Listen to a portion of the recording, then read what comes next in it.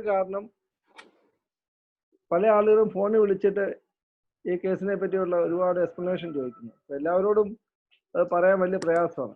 അപ്പോൾ പ്രധാനമായിട്ടും ആളുകൾക്കുള്ള സംശയം, എന്താണ് കേസിൽ തകരാറ് വന്നത്,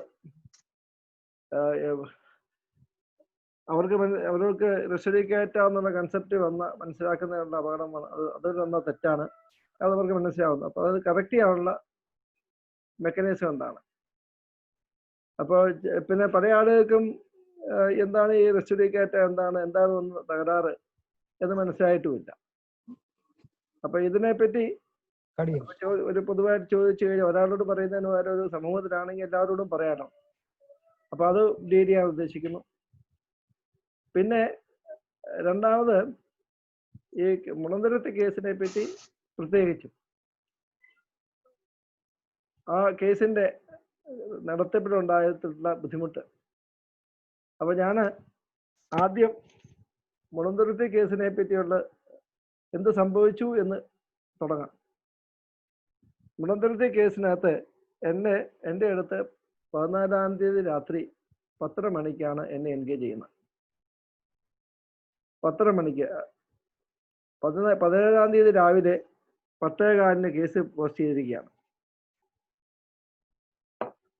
ജസ്റ്റിസ് ഷഫീഖ് അധ്യക്ഷനായുള്ള ബെഞ്ചിന്റെ ഉത്തരവാണ് 12/8/2020. ആ ഉത്തരവിൽ പറയുന്നത്, പൊസഷൻ എടുക്കുക, പള്ളിയുടെ കസ്റ്റഡി എടുത്ത് താക്കോല് കളക്ടർ കൈ സൂക്ഷിക്കണം. ഇതാണ് ഉത്തരവ്. ഈ ഉത്തരവ് കിട്ടിക്കഴിഞ്ഞിട്ട് 2 വർക്കിംഗ് ഡേയ്സ് ഉണ്ടായിരുന്നു. 14-ാം തീയതി 10:30 രാത്രി 10:30 എൻ്റെ അടുത്ത്. അപ്പൊ എൻ്റെ അടുത്ത് ഡോക്യുമെന്റ്സ് ഒന്നുമില്ല.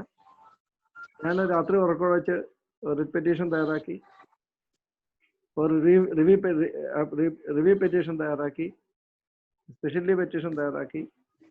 രാവിലെ 10:15 ജോയിന്റ് രജിസ്ട്രാർ വിളിച്ചു.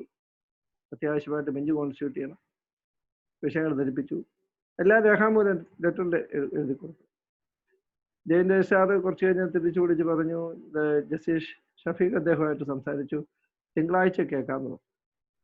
അപ്പം ഞാൻ പറഞ്ഞു, അതെല്ലാം അപകടമാണ്, തിങ്കളാഴ്ച കേൾക്കുമ്പോഴേക്കും പൊസഷൻ അവരെടുക്കും, അതുകൊണ്ട് ഇന്ന് തന്നെ അല്ലെങ്കിൽ നാളെയെങ്കിലും ബെഞ്ച് കോൺസ്റ്റിറ്റ്യൂട്ട് ചെയ്യണം. അപ്പോൾ എൻ്റെ അടുത്ത് രജിസ്ട്രാറുടെ അടുത്ത് സംസാരിക്കാം. അങ്ങനെ രജിസ്ട്രാറെ ബന്ധപ്പെടുന്നു. രജിസ്ട്രാർക്കും രേഖാമൂലമായിട്ട് കത്ത് കൊടുക്കുന്നു. രജിസ്ട്രാർ ചീഫ് ജസ്റ്റിസുമായിട്ടൊക്കെ ബന്ധപ്പെടുന്നു. അവസാനം എൻ്റെ അടുത്ത് പറഞ്ഞില്ല, തിങ്കളാഴ്ച കേൾക്കാം. അപ്പോൾ കേരള ഹൈക്കോടതിയിൽ ബെഞ്ച് കോൺസ്റ്റിറ്റ്യൂട്ട് ചെയ്യുന്നൊരു ബുദ്ധിമുട്ട് പോലെ തോന്നി. എനിവേ ഒരു to err on the side of caution, ഞാൻ ലാറ്റിൻ മാക്സിം ഉപയോഗിക്കുന്നതിന് പല ആളുകൾക്ക് ആക്ഷേപമുണ്ട്. അതൊരു ലീഗൽ പ്രിൻസിപ്പിൾ കൂടിയാണ്. എക്സ് അബൻഡാൻഡസ് കോട്ടില്ല നോൺ നെസെറ്റ്, abundance of caution does no harm. അപ്പോൾ ഞാൻ അതുകൊണ്ട് സുപ്രീം കോടതി വെക്കേഷൻ ഓഫീസർക്ക് ഞാൻ ആദ്യം സുപ്രീം കോടതിയിൽ ഓൺലൈനായിട്ട് ഒരു പെറ്റീഷൻ തയ്യാറാക്കി അത് അയച്ചു. സുപ്രീം കോടതിയുടെ ആദ്യം ഞാൻ വിളിച്ച സെക്രട്ടറിയെ വിളിച്ചു. അദ്ദേഹം എൻ്റെ അടുത്ത് വെക്കേഷൻ ഓഫീസർ നമ്പർ ഒന്ന് വെക്കേഷൻ ഓഫീസർ വിളിക്കാൻ പറഞ്ഞു. അങ്ങനെ വെക്കേഷൻ ഓഫീസർ ബന്ധപ്പെട്ടു. സുപ്രീം കോടതി വളരെ കാര്യക്ഷമമായിട്ട് സുപ്രീം കോടതി ഓഫീസേഴ്സ് അതിനോട് റെസ്പോണ്ട് ചെയ്തു. അപ്പം അതിന് കോപ്പി അടച്ചു. പെറ്റീഷൻ ചില ഡിഫക്ട്സ്, പല ഡോക്യുമെന്റ്സ് അഡീഷണൽ ആയിട്ട് ചോദിച്ചു. അപ്പോൾ അഡീഷണൽ ഡോക്യുമെന്റ്സ് ഒക്കെ പ്രൊഡ്യൂസ് ചെയ്യാൻ വേണ്ടി സമയം വേണ്ടി പെറ്റീഷൻ കൊടുത്തു. അങ്ങനെ സുപ്രീം കോടതി ഒരു സൈഡ് ഞായറാഴ്ച ബെഞ്ച് കോൺസ്റ്റിറ്റ്യൂട്ട് ചെയ്തേക്കാം, ചീഫ് ജസ്റ്റിസ് ആണ് തീരുമാനം എടുക്കുന്നത്. അപ്പോൾ പേപ്പേഴ്സ് എല്ലാം അവർക്ക് റെഡിയാക്കി ചീഫ് ജസ്റ്റിസ് ഓഫ് ഇന്ത്യയിൽ കൊടുക്കും. അതിനുള്ള നടപടികളെല്ലാം നടത്തി വരികയാണ്. അതേസമയം കേരള ഹൈക്കോടതിയിൽ ഞാൻ തുറന്നു. ഇപ്പോൾ ചീഫ് ജസ്റ്റിസിന് നമുക്ക് ബെഞ്ച് കോൺസ്റ്റിറ്റ്യൂട്ട് ചെയ്യാന്നുള്ളത് ഒരു അഡ്വക്കേറ്റിനെ സംബന്ധിച്ചിടത്തോളം നമ്മുടെ ഡ്യൂട്ടിയും ഒരു കക്ഷിയെ സംബന്ധിച്ചിടത്തോളം അവരുടെ അവകാശമാണ്. കാരണം റൈറ്റ് റെമഡി ഫോറം, നമുക്ക് റൈറ്റ് ഉണ്ടെങ്കിൽ ഒരു law will provide remedy and forum will certainly is open to us. So ഇബി റെമേഡിയം. അപ്പോൾ അങ്ങനെ ചീഫ് ജസ്റ്റിസിന്റെ നമുക്ക് ചീഫ് ജസ്റ്റിസായിട്ട് നേരിട്ട് ബന്ധപ്പെടാൻ പറ്റില്ല. അപ്പോൾ അതുകൊണ്ട് അദ്ദേഹത്തിന്റെ സെക്രട്ടറിക്ക് കത്തയച്ചു. ഇതൊന്നും രഹസ്യമായിട്ടല്ല ചെയ്യുന്നത്, എല്ലാം ഞാൻ പരസ്യമായിട്ടാണ് ചെയ്യുന്നത്. എൻ്റെ കോപ്പി വാട്സാപ്പിൽ അയച്ചു കൊടുക്കുന്നുണ്ട്. അത് കഴിഞ്ഞ ചീഫ് ജസ്റ്റിസിന്റെ ഓഫീസിൽ നിന്ന് കൃത്യമായിട്ടുള്ള മറുപടി ഒന്നും കിട്ടിയില്ല. അവസാനം ചീഫ് ജസ്റ്റിസിനെ നേരിട്ട് പോയി കാണാമെന്ന് വിചാരിച്ചു. കക്ഷികളുമുണ്ട്, എൻ്റെ കൂടെയുള്ള എൻ്റെ അസോസിയേറ്റ് ലോയേഴ്സ് ഉണ്ട്. അങ്ങനെ പോയി ചീഫ് ജസ്റ്റിസിന്റെ വീട്ടിൽ പോയി കഴിഞ്ഞപ്പോൾ അവിടെയൊന്നും ആരുമില്ല. അത് കഴിഞ്ഞിട്ട് ഇപ്പൊ നമുക്ക് ഒരു റൈറ്റ് ഉണ്ട്, റെമഡി ഉണ്ട്, ഫോറം ഉണ്ട്, മറ്റു മാർഗങ്ങളുണ്ട്. അവസാനം ഡിവിഷൻ ബെഞ്ച് ജസ്റ്റിസ് ഷഫീഖ് അദ്ദേഹത്തിന്റെ കേസിലാണ് അദ്ദേഹമാണ് ഓർഡർ ഇട്ടിരിക്കുന്നത്. റിവ്യൂ പെറ്റീഷൻ അദ്ദേഹത്തിന്റെ വീട്ടിൽ ഒരു റെസിഡൻഷ്യൽ ഹിയറിംഗ് നടത്തണമെന്ന് ആവശ്യപ്പെട്ട് അദ്ദേഹത്തെ വീട്ടിൽ പോയി കണ്ടു. അദ്ദേഹം പറഞ്ഞു നാളെ കേൾക്കാം, ഇന്നും നിർത്തിയില്ല. അങ്ങനെ ആ സ്ഥിതി വന്നു കഴിഞ്ഞപ്പോഴേക്കും ഉടനെ സുപ്രീം കോടതി എങ്ങനെയെങ്കിലും ബെഞ്ച് കോൺസ്റ്റിറ്റ്യൂട്ട് ചെയ്യാൻ 7 മണിയോടുകൂടി സാധിച്ചേക്കുന്നുള്ള നില വന്നു. അന്നേരം സഭയിൽ നിന്നുള്ള ഒരാള് അത് വേണ്ടാന്ന്. അപ്പൊ ഞാൻ അത്രയധികം മെനക്കെട്ടിട്ട് വേണ്ടാന്ന് പറഞ്ഞപ്പോ എനിക്ക് വലിയ വിഷമമായി. അപ്പൊ ഞാൻ പറഞ്ഞു, നമ്മുടെ മൂവ് ചെയ്യുന്നുണ്ട്, എന്താ അപകടം? ഒരു സെക്കൻഡ് ഇന്ററപ്റ്റ് ചെയ്തോട്ടെ. ഇല്ല, കംപ്ലീറ്റ് ചെയ്തിട്ട് പറയാം. ഇന്ററപ്റ്റ് ചെയ്യുന്നത് ഞാൻ അവസരം തരാം. ഞാൻ മുഴുവൻ നേരം സംസാരിച്ചുകൊണ്ടിരിക്കാൻ ഉദ്ദേശിക്കുന്നില്ല. ഞാൻ കംപ്ലീറ്റ് ചെയ്ത ശേഷം നിങ്ങളുടെ എല്ലാ ക്വസ്റ്റ്യൻസും ഞാൻ മറുപടി പറയും. അതുകൊണ്ട് അല്പനേരം ക്ഷമയോടെ കാത്തിരിക്കുക. അപ്പോൾ ചീഫ് ജസ്റ്റിസ് അപ്പോൾ കേസ് തള്ളിയാൽ എന്ത് വരും? നമ്മളൊരു കേസ് ഒറ്റ വാക്കി റിട്ട് പെറ്റീഷൻ ഈസ് ഡിസ്മിസ് എന്ന് പറയാം. അത് കഴിഞ്ഞൊന്നും വരാനില്ല. അതും നമ്മൾ ചോദിക്കുന്ന ഒരു ചീഫ് ജസ്റ്റിസിന്റെ അടുത്ത് ബെഞ്ച് ഒരു അപ്രോപ്രിയേറ്റ് ബെഞ്ചിലേക്ക് പോകുന്നവരെ ഒരു ടെമ്പററി സ്റ്റേ ഉള്ളൂ. അപ്പൊ പ്രത്യേകിച്ചും ഈ സുപ്രീം കോടതിയുടെ ജനറൽ ആയിട്ടുള്ള ഓർഡേഴ്സ് ഉണ്ട്.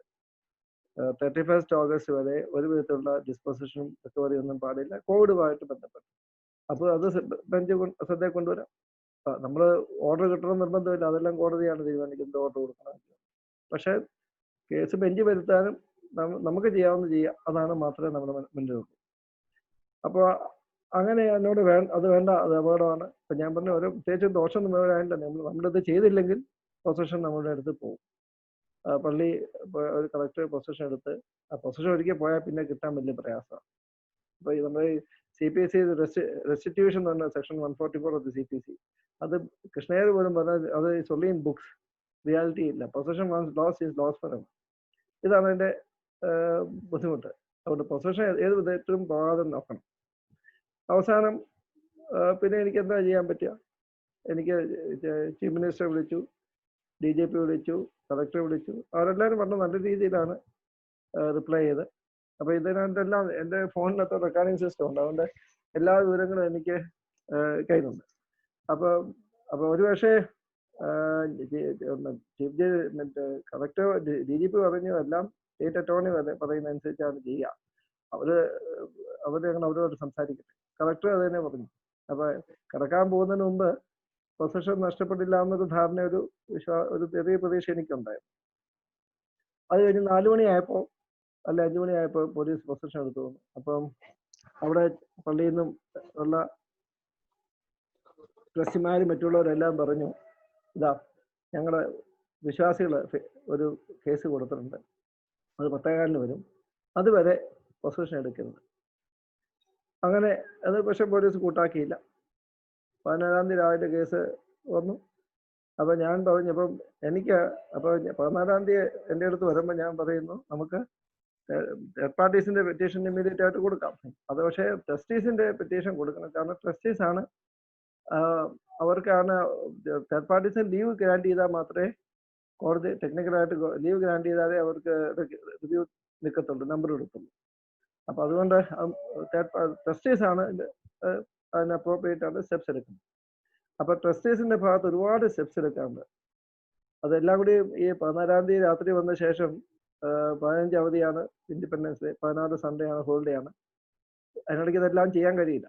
അപ്പൊ നമുക്ക് ബേസിക് ആയിട്ടുള്ള റെമഡി എന്ന് പറയുന്നത്, അല്ലെ നമ്മൾ ചെയ്യേണ്ടതെന്ന് പറയുന്നത്, ഡിസ്ട്രിക്ട് കോടതിയുടെ ഒരു സ്കീം സൂട്ടിലെ വിധി നിലവിലുണ്ടായിരുന്നു. അത് ഫൈനലാണ്, ബൈൻഡിങ് ആണ്, അത് റെസ്റ്റിലേക്കായിട്ടാണ്. ആ വിധി നിലനിൽക്കുകയാണ് 2017 KS വർഗീസിന്റെ വിധിയുടെ അടിസ്ഥാനത്തിൽ ഒരു IA കൊടുക്കുകയും അങ്ങനെ ആ IA അലോ ചെയ്യുകയും 34 കോൺസ്റ്റിറ്റ്യൂഷൻ പള്ളിക്ക് ബാധകമാണ് പ്രഖ്യാപിക്കുകയും ചെയ്തു. അപ്പം 34 സ്കീം സൂട്ട് സബ്സ്റ്റിറ്റ്യൂട്ട് ചെയ്തു IA മുഖേന. അതും ഏറ്റവും സങ്കടകരമായി. ഞാൻ ആരെയും കുറ്റം പറയാൻ ഉദ്ദേശിക്കുന്നത്, ചില ഫാക്ട്സ് പറയുമ്പോൾ ആരെയും കുറ്റം പറയുന്നതായിട്ടും അങ്ങനെ തോന്നരുത്, അത് തെറ്റിദ്ധരിക്കരുത്. സ്കീം സൂട്ടിനകത്ത് ഓർഡർ വായിച്ചപ്പം പറയുന്നത് എന്താണ്, പ്രത്യേക കേസ് വിഭാഗത്തിന് വേണ്ടി അപ്പീൽ ചെയ്ത് വക്കീൽ പറഞ്ഞു ഈ 34 കോൺസ്റ്റിറ്റ്യൂഷൻ ബാധകമാണ്. അത് അത് അങ്ങനെ ഒരു ഫ്രാങ്ക്ലി അഡ്മിറ്റഡ്. അപ്പൊ ജഡ്ജി പറയുന്നത് വലിയ ശ്ലാഘനീയമാണ് ഇങ്ങനെ അഡ്മിറ്റ് ചെയ്ത്. അപ്പോൾ അതിനകത്ത് തെറ്റെന്ന് വെച്ച് കഴിഞ്ഞാൽ അത് ഒരിക്കലും ചെയ്യാൻ പാടില്ല. കാരണം ഒന്ന്, കോടതിയുടെ ഭാഗത്തും തെറ്റുണ്ട്. കാരണം ഒരിക്കലും ഒരു കൺസെഷന്റെ ബേസിസിൽ ഒരു റെപ്രസെന്റേറ്റീവ് സൂട്ടിനകത്ത് ഒരു ഓർഡറും പാസ്സാക്കാൻ പാടില്ല.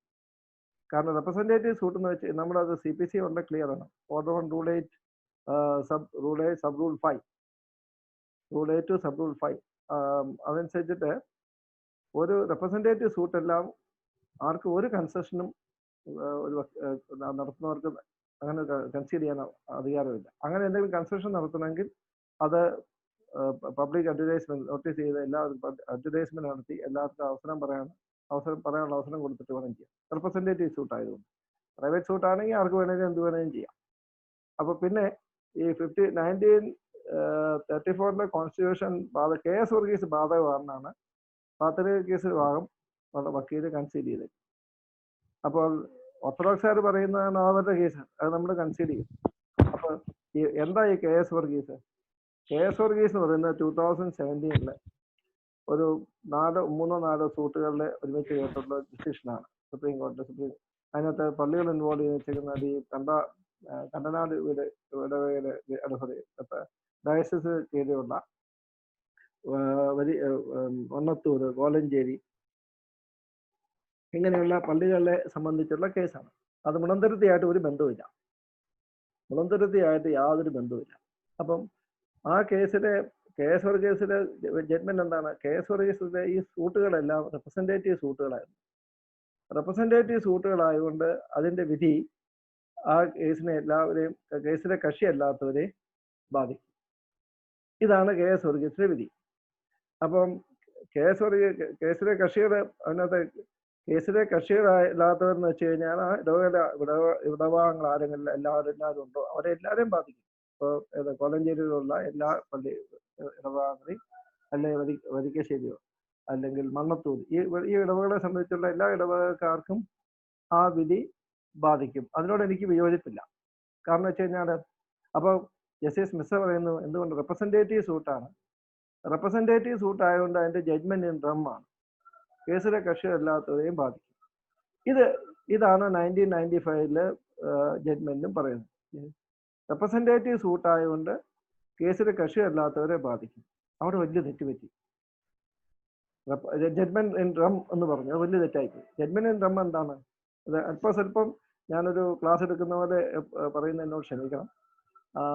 കാരണം ഇത് ഈ റെസിഡിക്കേറ്റായ സ്റ്റെയർ ഡിസീസസ്, റെസിഡന്റ് വാല്യൂസ്, കോസ് ഓഫ് ആക്ഷൻ, മെർജർ, ഇങ്ങനെയുള്ള കൺസെപ്റ്റ്സ് ഒക്കെ പല വക്കീലന്മാർക്കും നിശ്ചയമില്ല. ഇപ്പൊ ഞാനൊരു പ്രൊഫഷണൽ സീനിയർ ആയിരുന്ന രീതിയിൽ അതിനകത്ത് പറഞ്ഞു കൊടുക്കുന്നതിനകത്ത് എൻ്റെ ഭാഗത്ത് തെറ്റുണ്ടെന്ന് എനിക്ക് വിരോധമില്ല, തെറ്റൊന്നും ഞാൻ കരുതുന്നില്ല. അപ്പം ജഡ്ജ്മെന്റ് ഇൻ റം എന്ന് പറയുന്നത് എല്ലാ ജഡ്ജ്മെന്റ് ഇൻ പേഴ്സണുമാണ്. ആ കക്ഷികളെ മാത്രമേ അഫക്റ്റ് ചെയ്യൂ. A-യും B-യും തമ്മിലുള്ള കേസിലെ വിധി A-യും B-നെ മാത്രമേ ബാധിക്കുള്ളൂ. C-യും D-യും ആ കേസിലെ കക്ഷിയല്ലാത്ത C-യും D-നെ ബാധിക്കത്തില്ല. ഇനി അപ്പോൾ ജഡ്ജ്മെന്റ്സ് എല്ലാം പേഴ്സൺ ആണ്. അപ്പോൾ judgments are binding on parties and privies. അപ്പൊ റെപ്രസെന്റേറ്റീവ് സൂട്ടിലെ വിധി ആർക്കൊക്കെയാ ബാധിക്കുക? ആ കേസിലെ കക്ഷികളെയും പ്രൈവീസിനെയും. പ്രൈവീസ് എന്ന് പറഞ്ഞാൽ ഇടവകക്കാരെല്ലാം വരും. അപ്പോൾ ജഡ്ജ്മെന്റ് ഇൻ റെപ്രസെന്റേറ്റീവ് സൂട്ടിലെ വിധി ജഡ്ജ്മെന്റ് ഇൻ പേഴ്സണുമാണ്, റം അല്ല. അപ്പോൾ ജഡ്ജ്മെന്റ് ഇൻ റം ആണ് എന്നുള്ള ധാരണയിലാണ് KS വർഗീസിന്. അതിനു മുമ്പ് 1995 അബദ്ധം പറഞ്ഞിട്ടുണ്ട്. ഇത് കേസിലെ കക്ഷിയല്ലാത്തവരെ ബാധിക്കും. കേസിലെ കക്ഷികളല്ലാത്തവരെ ഒരു വിധിയും ബാധിക്കത്തില്ല. കാരണം നമ്മൾ വക്കീലന്മാർ ശ്രദ്ധിക്കണം, അതൊരു ഡോക്ടർ റെസിഡിക്കേറ്റ് എല്ലാ വക്കീലന്മാരും കേട്ടിട്ടുണ്ട്.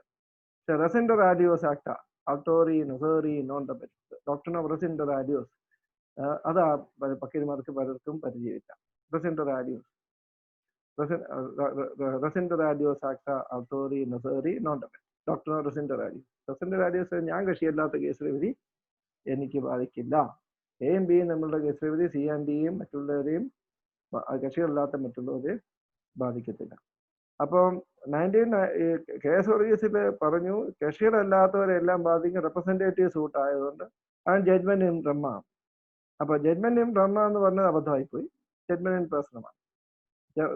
റെപ്രസെൻറ്റേറ്റീവ് സൂട്ടിലെ കക്ഷികളെ അല്ലാത്തവരെ ബാധിക്കും എന്ന് പറയുന്നത് പാർഷ്യലായിട്ട് ശരിയാവാം.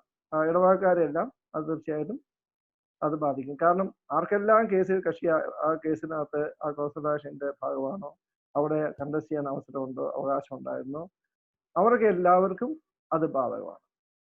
അപ്പോൾ ഇതാണ് റെപ്രസെൻറ്റേറ്റീവ് സൂട്ടിലെ കേസ് വർഗീസ് റെപ്രസെൻറ്റേറ്റീവ് സൂട്ടാണെന്ന് പറയുന്നതിന്റെ അതിന്റെ ജഡ്ജ്മെന്റ് ബൈൻഡിങ് ആണെന്നുള്ള നിസയുടെ ഒബ്സർവേഷൻ ഒരു സാമാന്യ ബുദ്ധിയോടെ നമ്മളത് കണക്കാക്കുകയാണെങ്കിൽ ചെയ്യുന്നത്. അപ്പോൾ KS വർഗീസിന്റെ വിധി ആ കോലഞ്ചേരി പള്ളിക്കാരെ സംബന്ധിച്ച് ബാധിക്കും, ഒരിക്കലോ ആ പള്ളിക്കാരെ സംബന്ധിച്ച് ബാധിക്കും, മണ്ണത്തൂർ അവരെ ബാധിക്കും നമ്മൾ റെപ്രസെൻറ്റേറ്റീവ്സ് നമുക്ക് അത് അംഗീകരിച്ചാൽ ചില ഒബ്ജക്ഷൻസ് ഒക്കെ ഉണ്ട്, അതിനെപ്പറ്റി എങ്ങാനും നമുക്ക് അംഗീകരിക്കാൻ നോക്കാം. അത് പക്ഷേ KS വർഗീസ് കക്ഷിയല്ലാത്ത മുളന്തുരുത്തിക്കാരെ സംബന്ധിച്ചിടത്തോളം ഒരിക്കലും ബാധിക്കില്ല. എന്തുകൊണ്ടാണ്? മുളന്തുരുത്തിക്കാർക്ക് ആ ഒരു കേസും ബന്ധമില്ല. അപ്പൊ ഫണ്ടമെന്റൽ ഫസ്റ്റ് പ്രിൻസിപ്പിൾ ജൂറിസ്പ്രുഡൻസ് ആണ്. ഫസ്റ്റ് പ്രിൻസിപ്പിൾ റെസിഡിക്കേറ്റ എന്ന് പറയുന്നത് എന്താണ്? ഫസ്റ്റ് പ്രിൻസിപ്പിൾ ഓഫ് ജൂറിസ്പ്രുഡൻസ് റെസിഡിക്കേറ്റ പ്രോ വെരിറ്റാറ്റ് അക്വിറ്റർ ജുഡീഷ്യൽ സെമ്പർ പ്രോ വെരിറ്റാറ്റ് അക്വിറ്റർ എന്ന് വെച്ച് കഴിഞ്ഞാൽ കോസ് ഓഫ് ആക്ഷൻ ഒന്നായിരിക്കണം, പാർട്ടീസ് ഒന്നായിരിക്കണം, case fully contest on merit ആയിരിക്കണം. ഇങ്ങനെയെങ്കിൽ ഒരു ജുഡീഷ്യൽ ഡിസിഷൻ അത് ഫൈനൽ ആണ്, ബൈൻഡിങ് ആണ്, ഓതറിറ്റേറ്റീവ് ആണ്, നോ മാറ്റർ റൈറ്റ് ഓവർ. അതാണ് റെസിഡിക്കേറ്റ. അപ്പൊ റെസിഡിക്കേറ്റ കോടഞ്ചേരിക്കാരെ സംബന്ധിച്ചിടത്തോളം മണ്ണത്തൂരുകാരെയും സംബന്ധിച്ചിടത്തോളം KS വർഗീസിന്റെ ജഡ്ജ്മെന്റ് ബൈൻഡിങ് ആണ്, റെസിഡിക്കേറ്റ ആണ്. അങ്ങേയറ്റം പോയാലും അതിലത്തെ എനിക്ക് അഭിപ്രായ വ്യത്യാസങ്ങളൊക്കെ ഉണ്ട്, അതിലേക്ക് ഞാൻ പോകുന്നില്ല. മറ്റുള്ളവരെ സംബന്ധിച്ചിടത്തോളം തൃശ്ശൂരുകാരെയും മേപ്രാലെയും കോട്ടയത്തെയും മണവനാടെയും മുളന്തുരുത്തിയും ഒന്നും ഇത് ഒരു വിധത്തിലും ബാധിക്കില്ല, റെസിഡിക്കേറ്റ അല്ല. അപ്പൊ നമ്മുടെ വക്കീലന്മാർ പറയേണ്ടിയിരുന്നതാണ്. ഇപ്പൊ ഞാൻ വക്കീലന്മാരെ എല്ലാം ക്രിട്ടിസൈസ് ചെയ്യുന്നുണ്ട്, എനിക്ക് ഒരുപാട് ശത്രുത വരുന്നുണ്ട്. ഞാൻ എന്ത് ചെയ്യാൻ നോക്കും പറയാൻ സത്യം ചില കാര്യങ്ങൾ ഞാൻ എൻ്റെ ജോലി എന്ന് വെച്ചാൽ കണ്ണു തുറക്കാൻ പറയാം. ഞാൻ വന്ന് എൻ്റെ ഉദ്ദേശം എന്ന് വെച്ചാൽ കണ്ണു തുറക്കൂ. എന്നെ അഹംഭാവി അന്ന് നിങ്ങൾ പറഞ്ഞാലും എനിക്ക് വിരോധമില്ല. കണ്ണു തുറക്കൂ. നമ്മൾ കണ്ണു തുറക്കേണ്ട അവസരം. നമുക്ക് എവിടെയാ തെറ്റുപറ്റിയത്? അത് ആക്ഷേപിക്കുന്നതല്ല, കുറ്റപ്പെടുന്നതല്ല, ഒന്നുമല്ല. ഈ കൺസെപ്റ്റ് ഒക്കെ ഒരുപാട് ബുദ്ധിമുട്ടുണ്ട്. അത് ആരെയും ഞാൻ കുറ്റപ്പെടുത്തുന്നതല്ല. അത് ഞാൻ എൻ്റെ വ്യൂ പോയിന്റിനകത്ത് ഒരുപാട് കാര്യങ്ങൾ പറയാനുണ്ട്. അപ്പൊ അതൊന്നും ആരെയും കുറ്റപ്പെടുത്തുന്നതല്ല. അപ്പൊ ഇവിടെ വന്നെന്താ പറ്റേ, ഈ നമ്മൾ ചുരുങ്ങിയ പക്ഷം നമ്മൾ പറയണമായിരുന്നു ഈ KS വർഗീസ് വിധി നമുക്ക് ബാധകമല്ല, നമ്മൾ കക്ഷിയല്ല, നമ്മൾ റെപ്രസെൻറ്റേറ്റീവ് ആയിട്ടും കക്ഷിയല്ല, നമുക്ക് ഇതുമായിട്ട് ഒന്നും ഒരു ബന്ധവുമില്ല, അത് റെസിഡിക്കേറ്റ അല്ല. അതുകൊണ്ട് ഈ സ്കീം സൂട്ട് അത് റീഓപ്പൺ ചെയ്യാൻ പാടില്ല. അത് നമ്മൾ പറഞ്ഞില്ല. അപ്പോൾ അത് പറയാതെ നമ്മൾ എന്താ കൺസെഷൻ കൺസീഡ് ചെയ്ത ഒരു ജഡ്ജ്മെന്റിന്മേൽ എന്ത് അപ്പീലാണ് നിൽക്കുക? ഫസ്റ്റ് അപ്പീലിന് പ്രൊവിഷൻ ഉണ്ട്, RFI ഫയൽ ചെയ്യാം. അപ്പോൾ ഞാൻ 14-ാം തീയതി എൻ്റെ അടുത്ത് വന്നപ്പോൾ ഞാൻ പറഞ്ഞു നമുക്ക് സ്റ്റെപ്സ് ഒരുപാട് ചെയ്യാനുണ്ട്. ആദ്യം ചെയ്യേണ്ട എന്താ, കറക്ഷൻ എവിടെയാണ് വേണ്ടത്? ഈ RFI പള്ളിക്കോടതിയിലെ OS നമ്പർ 1/1124 വിധി, ആ സ്കീം സൂട്ടിലെ ഫൈനലായ ഡിഗ്രി റീഓപ്പൺ ചെയ്തിട്ടുള്ള വിധി, അത് അസ്ഥിരപ്പെടുത്തും, അത് റിവ്യൂ ചെയ്യണം. അത് ആർക്കാ അവകാശമുള്ളത്? ട്രസ്റ്റീസും തേർഡ് പാർട്ടീസും. ട്രസ്റ്റീസും തേർഡ് പാർട്ടീസാണ് ലീവ് വേണം. അപ്പൊ അങ്ങനെ അവിടെയാണ് ആദ്യം ചെയ്യേണ്ടത്. അപ്പോൾ നമുക്ക് CPC എന്താ പറയുന്നത്? Review lies against order from which appeal lies but no appeal has been preferred. അപ്പൊ ഇന്ന് റിവ്യൂ ഫയൽ ചെയ്യുക, നാളെ അപ്പീൽ ഫയൽ ചെയ്യുക. അപ്പം അപ്പീലിന് വിധി ആയി കഴിഞ്ഞാൽ ഡോക്ടർ മെർജർ വരുള്ളൂ. അതിനുമുമ്പ് മെർജർ ഇല്ല. അപ്പീൽ കോടതി കേസ് തീരുമാനിച്ചു കഴിയുമ്പോൾ lower fourth judgment will merge with that of a superior court and thereafter cease to be in existence, and what will be in existence is only the order of the superior court. ഇതാണ് doctor of merger. അപ്പൊ അത് ചെയ്യണം. പിന്നെ നമ്മുടെ justice മുസ്താഖിന്റെ അവിടെ വന്ന order കേസിലെ വിധി എന്താണ്? ഈ സ്കീം സൂട്ട് റീഓപ്പൺ ചെയ്തിട്ടുള്ള ഈ തെറ്റായ ഡിഗ്രി അത് പോലീസ് പ്രൊട്ടക്ഷൻ മുഖേന റിട്ട് മുഖേന എക്സിക്യൂട്ട് ചെയ്യണം. ഇങ്ങനെ ആരെങ്കിലും ചിന്തിക്കുമോ അങ്ങനെ ചെയ്യാൻ? അപ്പൊ ഇങ്ങനെ ചെയ്യാൻ തുടങ്ങിയെന്ന് വെച്ച് കഴിഞ്ഞാൽ ഞാൻ ജുഡീഷ്യറി കുറ്റം പറയുന്നത് വെച്ച് കഴിഞ്ഞാൽ കുറ്റമല്ല. നമ്മള് ഈ ജുഡീഷ്യറി വിമർശിക്കാൻ പാടില്ലെന്നോ ധാരണ തെറ്റാണ്.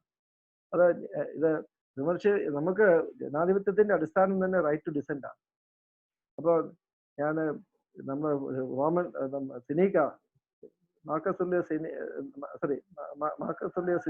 സിസീറോയുടെ വാക്കുകളെ ഞാൻ പറയും.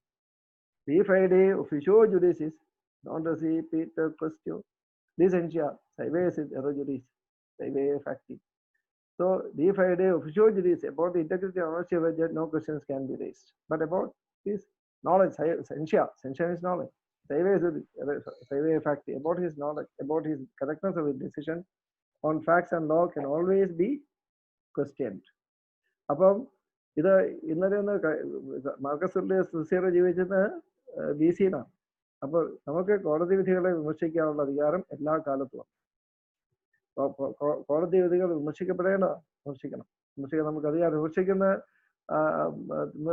നമ്മൾ വിമർശിക്കാതെ പോകുന്നതുകൊണ്ടാണ് ഈ അപകടങ്ങൾ മുഴുവൻ വരുന്നത്.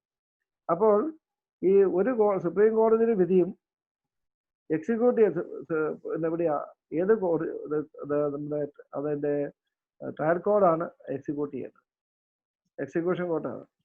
അപ്പൊ ഈ അടിസ്ഥാന പ്രമാണത്തിന് വിരുദ്ധമായിട്ട് നമുക്കറിയാം സഹാറയുടെ കേസിനകത്ത് സുപ്രീം കോടതി കണ്ടംപ്റ്റ് ഓഫ് കോർട്ട് പ്രൊസീഡിങ്സോടെ വിധി എക്സിക്യൂട്ട് ചെയ്യാൻ തുടങ്ങി സഹാറ കേസിനകത്ത്. അപ്പൊ അവിടെയൊന്നും അന്നേരം ഒന്നും ഇത് കോടതിക്ക് അങ്ങനെ ജുറിസ്ഡിക്ഷൻ ഇല്ല, അത് ചെയ്യാൻ പാടില്ല എന്നുള്ള ഒരു കണ്ടൻഷൻ ഒരിക്കലും എടുത്തിട്ടില്ല. അപ്പൊ ഞാൻ ഈ സുപ്രീം കോടതി വക്കീലന്മാരോടുള്ള എൻ്റെ ഒരു ചെറിയ പരാതി, അവരൊരിക്കലും അപ്രീതികരമായിട്ടുള്ള ഒരു കാര്യവും കോടതി പറയാം, അതാണ് വലിയ പ്രയാസം. അപ്പം കോടതിക്ക് ജുറിസ്ഡിക്ഷൻ ഇല്ലാത്ത കാര്യങ്ങൾ ജുറിസ്ഡിക്ഷൻ ഇല്ലാന്ന് വക്കീല് പറഞ്ഞില്ല, പിന്നെ ആര് പറയും? അങ്ങനെ വക്കീലന്മാരുടെ ഭാഗത്ത് പറയാൻ അത് കോടതിയെ അപ്രീതിപ്പെടുത്തുന്നു എന്നുള്ള ഭയം കൊണ്ടാവും അങ്ങനെ ആരും ഒന്നും പറയില്ല. അങ്ങനെയാണ് ഈ കണ്ടംപ്റ്റ് ഓഫ് ജുറിസ്ഡിക്ഷൻ ഉപയോഗിച്ച് കോടതി എക്സിക്യൂഷൻ കോടതി എക്സിക്യൂട്ടിംഗ് കോർട്ടായിട്ട് മാറും. അപ്പം ഒരു കാര്യം ചോദിച്ചോട്ടെ, അവിടെ ബിനോയ് കുര്യാക്കോസിനോട് പ്രത്യേകിച്ച് പറയാം. അതായത് ചില സമയത്ത് ചില വിധികൾ എക്സിക്യൂട്ട് ചെയ്യാൻ മാർഗമില്ല. ജബാർ ശ്രദ്ധിക്കുന്നുണ്ടോ? യെസ്, ചില വിധികൾ എക്സിക്യൂട്ട് ചെയ്യാൻ മാർഗമില്ല. ഇപ്പം റിട്ട് പെറ്റീഷൻ, ഇപ്പൊ ഞാൻ പറയാം, ഞാൻ video supreme court proceedings video record ചെയ്യണമെന്ന് പറഞ്ഞാൽ ഞാൻ സുപ്രീം കോടതിയിൽ പെറ്റീഷൻ കൊടുത്തു, ആ വിധിയായി. സുപ്രീം കോടതി video recording writ petition hello ചെയ്തുകൊണ്ട് ഒരു വിധിയായി. ആ വിധി എങ്ങനെ എക്സിക്യൂട്ട് ചെയ്യും? വിധി എക്സിക്യൂട്ട് ചെയ്യാൻ വേണ്ടി എനിക്ക് കണ്ടംപ്റ്റ് ഫയൽ ചെയ്യാൻ പറ്റില്ല. വിധി എക്സിക്യൂട്ട് ചെയ്യാൻ വേണ്ടി ഞാനൊരു ഫ്രഷ് റിട്ട് പെറ്റീഷൻ കൊടുത്തു. അപ്പൊ ഞാൻ പറയാം, റിട്ട് പെറ്റീഷന്റെ കോപ്പി പറയുന്നുണ്ട്, എനിക്ക് വേറെ മാർഗങ്ങളൊന്നുമില്ല, സുപ്രീം കോടതിക്കെതിരെ ഒരു കണ്ടംപ്റ്റ് പെറ്റീഷൻ ഫയൽ ചെയ്യാൻ ഉദ്ദേശിക്കുന്നില്ല, അത് വേറെ മാർഗമൊന്നുമില്ല, അതുകൊണ്ട് ഞാൻ ഒരു to enforce a decree in a writ. അപ്പോൾ ഈ കണ്ടംപ്റ്റ് ഓഫ് കോർട്ട് പവർ ഉപയോഗിച്ച് വിധികൾ എക്സിക്യൂട്ട് ചെയ്യേണ്ട സന്ദർഭം ഒരു കേസുകളിൽ ഒരു ഒറ്റ ആസ്പെക്റ്റിൽ മാത്രമേ ഉള്ളൂ. ഹൈക്കോടതിയുടെ റിട്ടധികാരം ഉപയോഗിച്ച് പുറപ്പെടുവിക്കുന്ന ഉത്തരവുകൾ അത് എക്സിക്യൂട്ട് ചെയ്യാൻ കോടതിക്ക് കണ്ടംപ്റ്റ് ഓഫ് കോർട്ട് ജുറിസ്ഡിക്ഷൻ അല്ലാതെ വേറെ പവറൊന്നും ഇല്ല. അപ്പം കണ്ടംപ്റ്റ് ഇപ്പോൾ ഒരു മാൻഡമസ് കൊടുക്കുന്നു ഒരു സ്റ്റേറ്റിനോട് അല്ലെങ്കിൽ അതോറിറ്റിയോട് ടു പെർഫോം ഇറ്റ് ഡ്യൂട്ടി, അത് ചെയ്യുന്നില്ല. അപ്പം സുപ്രീം ഹൈക്കോടതിയുടെ 226 ആണ് ഒറിജിനൽ പ്രൊസീഡിങ്സ്. ആ വിധി എക്സിക്യൂട്ട് ചെയ്യാൻ എവിടെ പോകും? അതിൽ സിവിൽ കോടതിയിൽ പോകാൻ പറ്റില്ല, കാരണം സിവിൽ കോടതി പ്രൊസീഡിങ്സ് ഇല്ല. അപ്പൊ അവിടെയാണ് കണ്ടംപ്റ്റ് ഓഫ് കോർട്ട് പ്രൊസീഡിങ്സ് അനുസരിച്ച് ഈ ഡിഗ്രി എക്സിക്യൂട്ട് ചെയ്യാൻ കോടതി ശ്രമിക്കുക. അല്ലാതെ വേറൊരു മേഖലയിലും ഒരു 226 അനുസരിച്ച് ഒരു കോടതി വിധി എക്സിക്യൂട്ട് ചെയ്യാൻ വേണ്ടി റിട്ട് നിൽക്കത്തില്ല. അപ്പോൾ ഇവിടെ ഈ മുളന്തുരുത്തി കേസിലുണ്ടായിരുന്ന എന്താണ്, ഒരു സ്കീം സൂട്ടിലെ വിധിയാണ്. അത് റീഓപ്പൺ ചെയ്ത് 34 കോൺസ്റ്റിറ്റ്യൂഷൻ കൊണ്ടുവന്നു. ആ വിധി നടപ്പാക്കി കിട്ടാൻ അവർ എവിടെയാ പോകേണ്ടത്? ഡിസ്ട്രിക്ട് കോടതിയിൽ തന്നെ, പള്ളിക്കോടതിയിൽ തന്നെ അവർ മൂവ് ചെയ്യണം. അപ്പൊ പള്ളിക്കോടതിയിലാ മൂവ് ചെയ്യേണ്ടത്, ഇവിടെ ജുറിസ്ഡിക്ഷൻ ഇല്ല എന്നുള്ള വിഷയം ഞാൻ റേസ് ചെയ്തതായിട്ട് കാണുന്നില്ല. അപ്പം ഇത് ഇവിടെ വന്ന എപ്പോഴാണ് ഇത് ഒരു ഇതുപോലെ ആദ്യത്തെ കേസല്ല, ഇതിനു മുമ്പ് പല കേസുകളിനകത്തും ഇങ്ങനെ തെറ്റായ മാർഗം റിട്ടധികാരം ഉപയോഗിച്ച് കോടതി വിധി എക്സിക്യൂട്ട് ചെയ്യുന്നത് കണ്ടു. അപ്പോൾ അതെല്ലാം നമ്മൾ എതിർക്കേണ്ടതാണ്. കോടതി വിധി എതിർക്കുന്നത് എങ്ങനെയാ? നമുക്ക് സത്യാഗ്രഹം ഹൈക്കോടതി മുമ്പ് ധർണ നടത്താൻ പറ്റില്ല. കോടതിയുടെ തെറ്റായ വിധികൾ വന്നു കഴിഞ്ഞാൽ അത് കോടതിയിൽ തന്നെ നമ്മൾ റേസ് ചെയ്യണം. ഒരു പ്രാവശ്യം റേസ് ചെയ്തപ്പോൾ പെട്ടെന്ന് അംഗീകരിച്ചു വന്നില്ല. അപ്പൊ നമ്മളൊരു കോടതിയുടെ ഭാഗത്തു നിന്നെങ്കിലും ഒരു തെറ്റായ ഒരു ജുറിസ്പ്രുഡൻഷ്യൽ നിയമവിരുദ്ധമായിട്ടുള്ള വിധികൾ കോടതിയുടെ ഭാഗത്താണ്. നമ്മൾ must keep on repeating it till it is corrected. അപ്പൊ അത് ചെയ്യാനുള്ള ബാധ്യത വക്കീലുമാർക്കുണ്ട്. അപ്പൊ ഇങ്ങനെയാണ്. അല്ലെങ്കിൽ എന്താ വെച്ചാൽ നമ്മുടെ വക്കീലുമാരെ പ്രതികരിച്ചില്ലെങ്കിൽ കോടതിയുടെ തെറ്റായ മാർഗങ്ങളിലൂടെ തെറ്റായ കീഴ്വഴക്കങ്ങൾ പിന്നെ ഒരുമാതിരി ഒരു ലോ പോലെയായി മാറും. അതാണ് ഇവിടെ സംഭവിച്ചത്. അപ്പൊ നമ്മളെന്താ പറയേണ്ടത്? ഈ യാക്കോബ വിശ്വാസികൾ ഇവിടെ ജസ്റ്റിസ് മുസ്താഖിന്റെ കോടതിയിലുള്ള പോലീസ് പ്രൊട്ടക്ഷൻ ഗ്രാന്റ് ചെയ്തിട്ടുള്ള പെറ്റീഷനെതിരെ ഒരു റിവ്യൂ ഫയൽ ചെയ്യണം. റിവ്യൂ ഫയൽ ചെയ്ത ശേഷം അപ്പീലും ഫയൽ ചെയ്യണം. അത് ഫയൽ ചെയ്തിട്ടില്ല. പിന്നെ മുസ്താഖിന്റെ സെൻട്രൽ ഫോഴ്സസിനെ എംപ്ലോയ് ചെയ്യണമെന്ന് പറഞ്ഞിട്ടുള്ള ആ ഓർഡർ അതിനകത്ത് വളരെ വിചിത്രമാണ്. അതിനകത്ത് യാക്കോബായക്കാരോ ട്രസ്റ്റികളോ ആരും കക്ഷിയല്ല. അപ്പൊ അങ്ങനെ ഒരു പെറ്റീഷൻ നിൽക്കുമോ? ആരുടെ പ്രോപ്പർട്ടി എടുക്കാനാ പറയുന്നത്? യാക്കോബൈറ്റ്സിന്റെ കയ്യിലുള്ള പൊസഷനുള്ള പള്ളിയുടെ പൊസഷൻ എടുത്ത് ഓർത്തഡോക്സുകാർക്ക് കൊടുക്കണം എന്നാണ് ആ പോലീസ് പ്രൊട്ടക്ഷന്റെ ഗതിയുടെ കണ്ടംപ്റ്റ് ഓഫ് കോർട്ട് കേസിലെ അവരുടെ ആക്ഷേപം. അപ്പോൾ അതിനകത്ത് ജാക്കബൈറ്റ് ഭാഗം കക്ഷിയാകണ്ടേ? കക്ഷിയല്ല. അപ്പൊ അവിടെ നമ്മള് ആപ്ലിക്കേഷൻ കൊടുത്ത് റിവ്യൂ പെറ്റീഷൻ കൊടുക്കണം. ഞങ്ങളെ കക്ഷിയില്ലാത്ത കേസിനകത്ത് ഒരു ഓർഡറും പാസ്സാക്കാൻ പാടില്ല. അപ്പോൾ അതിന് ആ ഓർഡറിന് റിട്ട് അപ്പീൽ നിൽക്കും. അപ്പൊ ഇങ്ങനെയുള്ള സ്റ്റെപ്സ് പാരീഷണേഴ്സിന്റെ ഭാഗത്തും നിൽക്കും, ട്രസ്റ്റിയുടെ ഭാഗത്തും നിർബന്ധമായിട്ടും നിൽക്കും. അപ്പൊ ഇതാണ് 14-ാം തീയതി എൻ്റെ അടുത്ത് 10:30 മണിക്ക് വന്നപ്പോൾ ഞാൻ പറഞ്ഞ അത്യാവശ്യമായിട്ട് ചെയ്യേണ്ട കാര്യങ്ങളിലെ ഒരു ലഗ്നച്ചെടുക്കുവാണ്. അപ്പൊ ഞാൻ പറഞ്ഞു, ഈ തേർഡ് പാർട്ടി റിവ്യൂ പാരീഷണേഴ്സ് കൊടുക്കുന്ന റിവ്യൂ ലീവ് ഗ്രാന്റ് ചെയ്തില്ലെങ്കിൽ നമുക്ക് കേസ് മെറിറ്റി കേൾക്കില്ല. അത് കേട്ടാൽ ഉടനെ ഒരൊറ്റ ഓർഡറേ പോസിബിൾ ആയിട്ടുള്ളൂ. ഓർത്തഡോക്സ് ഭാഗത്തിന് ചാവി കൊടുക്കുക, കീ കൊടുക്കുക, ഈ ഒരു ഓർഡറേ ഉള്ളൂ. അപ്പൊ അതുകൊണ്ട് ഞാൻ ആ കേസ് നീട്ടിക്കൊണ്ടുപോയി. അപ്പൊ ഇൻ ബിറ്റ്വീൻ ഇപ്പോൾ ജസ്റ്റിസ് ഷഫീഖിന്റെ കോടതി, ഡിവിഷൻ ബെഞ്ചിന്റെ കോടതിക്ക് അവിടെ ആ കേസ് അറിയേണ്ട ആവശ്യം അവിടെ അല്ല അത് പോകുന്നത്. കാരണം ജസ്റ്റിസ് ഷഫീഖിന്റെ കോടതിക്ക് ജുറിസ്ഡിക്ഷനേ ഇല്ല ആ വിഷയത്തിലേക്ക്. കാരണം നമ്മളെ കേസ് ആർഗ്യൂ ചെയ്യേണ്ടത് കണ്ടസ്റ്റ് ചെയ്യേണ്ടതും എല്ലാം ഡിസ്ട്രിക്ട് കോർട്ടിലാണ്. ആ റീഓപ്പൺ പെറ്റീഷൻ റീകോൾ ചെയ്യാൻ പെറ്റീഷൻ റിവ്യൂ കൊടുക്കും, അപ്പീൽ കൊടുക്കും. അപ്പീൽ കൊടുത്തു കഴിഞ്ഞാൽ പിന്നെ ആ കേസിന്റെ ആ ഓർഡറിന്റെ ഫൈനാലിറ്റി പോയി. ജസ്റ്റിസ് മുസ്താഖിന്റെ ഓർഡർ ഒരു ഫൈനൽ ഓർഡർ എക്സിക്യൂട്ട് ചെയ്യാൻ വേണ്ടിയുള്ളതാണ് എന്നുള്ള ധാരണയിലാണ്. അപ്പോൾ ഒരു റിവ്യൂ കൊടുത്തു കഴിഞ്ഞാൽ ആ പാരീഷണേഴ്സ് തന്നെ അത് ട്രസ്റ്റീസ് തന്നെ റിവ്യൂ കൊടുത്തു കഴിഞ്ഞാൽ ആ ഫൈനൽ ഓർഡറിന്റെ ഫൈനാലിറ്റി പോയി. ഒരു റിവ്യൂ കൊടുത്തു കഴിഞ്ഞാൽ ഫൈനാലിറ്റി പോയിന്റ്. അതുപോലെ തന്നെ അപ്പോൾ അതുകൊണ്ട് എല്ലാ പ്രൊസീഡിങ്സ് അവിടെ നിൽക്കും. നമ്മുടെ കേരള ഹൈക്കോടതി ജഡ്ജിമാർ അങ്ങനെ ഒന്നും നിയമത്തിന് വിധേയമല്ലാതെ പ്രവർത്തിക്കുന്നവരല്ല. അപ്പോൾ ഇത് തീർച്ചയായിട്ടും അപ്പോൾ ജസ്റ്റിസ് മുസ്താഖിന്റെ അവിടെയുള്ള ഷഫീഖ് സാർ അദ്ദേഹത്തിന്റെ അവിടെയുള്ള കേസുകൾക്ക് അത് പെൻഡിങ് നിൽക്കട്ടെ. താഴെയുള്ള ഫോറങ്ങളിൽ നമ്മൾ അജിറ്റേറ്റ് ചെയ്യാണ് വേണ്ടത്. അത് കഴിഞ്ഞിട്ട് അപ്പോൾ ഈ പെറ്റീഷൻ ഇതെല്ലാം ഞാൻ ഡ്രാഫ്റ്റ് ചെയ്തു. എനിക്കൊരു പീസ് ഓഫ് പേപ്പറും തരുന്നില്ല. വന്നപ്പോൾ എൻ്റെ അടുത്ത് വന്നപ്പോൾ ഞാൻ 5 ലക്ഷം രൂപ ഫീസ് പറഞ്ഞു. ആ ഫീസും തന്നില്ല. നമ്മുടെ ഒന്ന് കുറ്റപ്പെടുത്തി പറയല്ല, ഫാദർ സ്ലീബ കാട്ടുമങ്ങാട്ട്, അദ്ദേഹം വന്നൊരു 50,000 രൂപ തന്നു. വേറെ പൈസയില്ല, ഫയലും ഇല്ല. അപ്പൊ ഞാനൊരു ഓണം വെക്കേഷനകത്ത് എല്ലാം റെഡിയാക്കി എല്ലാം ഫയൽ ചെയ്യണമെന്ന് വിചാരിച്ചിരുന്നു. അപ്പോഴാണ് ഞാനൊരു ചെറിയ നോട്ട് അയച്ചത്. അത് ശ്രീബ വട്ടവേലിൻ്റെ അച്ഛനാണ് അയച്ചത്. കാരണം അയക്കാനുള്ള കാരണം വെച്ച് കഴിഞ്ഞാൽ ഈ കേസുകളുടെ മുഴുവൻ നടത്തിപ്പറ്റി ഒരു മീറ്റിംഗ് പുത്തൻകുരിശി വിളിച്ചു കൂട്ടി. അപ്പം മീറ്റിംഗ് പുത്തൻകുരിശി വിളിച്ചു കേട്ട് കഴിഞ്ഞപ്പോൾ എനിക്ക് അങ്ങോട്ട് പോകാൻ മടിയായിരുന്നു. വക്കീല് കക്ഷിയുടെ മീറ്റിങ്ങിന് അവിടെ പോകേണ്ട കാര്യമില്ല. പക്ഷെ പിതാവെല്ലാം വരുന്നുണ്ട്, ബിഷപ്പ്മാരൊക്കെ ഉണ്ടാവും, എന്നോട് അങ്ങോട്ട് വരണം. അപ്പൊ ഞാനതൊരു ഈഗോ ഇഷ്യൂ ആയിട്ട് എടുത്തില്ല. ഞാൻ പോയി ബഹുമാനായ കൊച്ചി ബിഷപ്പ് ജോസഫ് മാർ ഗ്രിഗോറിയസ് പിതാവും 2 ബിഷപ്പ്മാരും ഫാദർ സ്ലീബ വട്ടവേലിലും ഷാജി ചൂണ്ട, ഇങ്ങനെ ഇപ്പൊ എല്ലാവരും ഉണ്ടായിരുന്നു. അപ്പോൾ എല്ലാ കേസുകളുടെയും എന്റെ നേതൃത്വത്തിൽ നടത്താവുന്ന ഒരു തീരുമാനമായി. അതിനുശേഷം ഒരു സ്റ്റെപ്സും ഉണ്ടായില്ല. ഈ സാഹചര്യത്തിലാണ് അന്ന് മീറ്റിംഗ് ഉണ്ടായിരുന്ന ആളാണ് ഫാദർ സ്ലീബ വട്ടവേലില്ല. അപ്പൊ അതുകൊണ്ടാണ് അദ്ദേഹത്തിന് ഞാനൊരു ചെറിയ നോട്ട് എഴുതി, എനിക്ക് ഒരു ചെറിയ അതൃപ്തി കാണിച്ചുകൊണ്ട് ഒരു നോട്ട് അയക്കുന്നു. അങ്ങനെ നോട്ട് അയച്ചു കഴിഞ്ഞാൽ അത് സോഷ്യൽ മീഡിയയിൽ പോയി.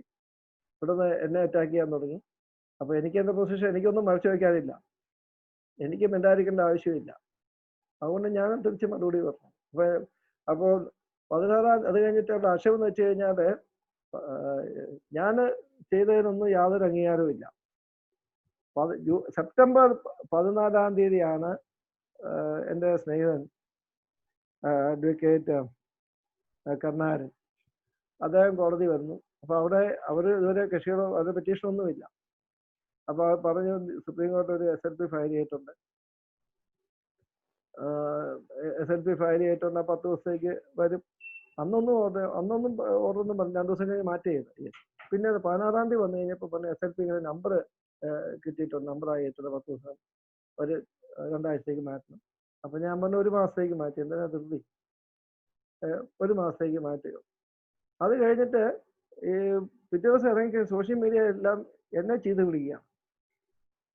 ഞാൻ എന്ത് ചെയ്തു? എനിക്കെന്താ ചെയ്യാൻ പറ്റുക? അതിനിടയ്ക്ക് ഒരു ഫാദർ ജോർജ് പെരുമ്പട്ടത്ത് മനോജാട് ഒരു മീറ്റിങ്ങിനകത്ത് എന്നെ അറ്റാക്ക് ചെയ്യാണ്. അതിനകത്ത് ഇത് കേട്ട് കഴിഞ്ഞാൽ തോന്നി കേസെല്ലാം ഞാൻ നടത്തിയിട്ട് നഷ്ടപ്പെട്ടാൽ.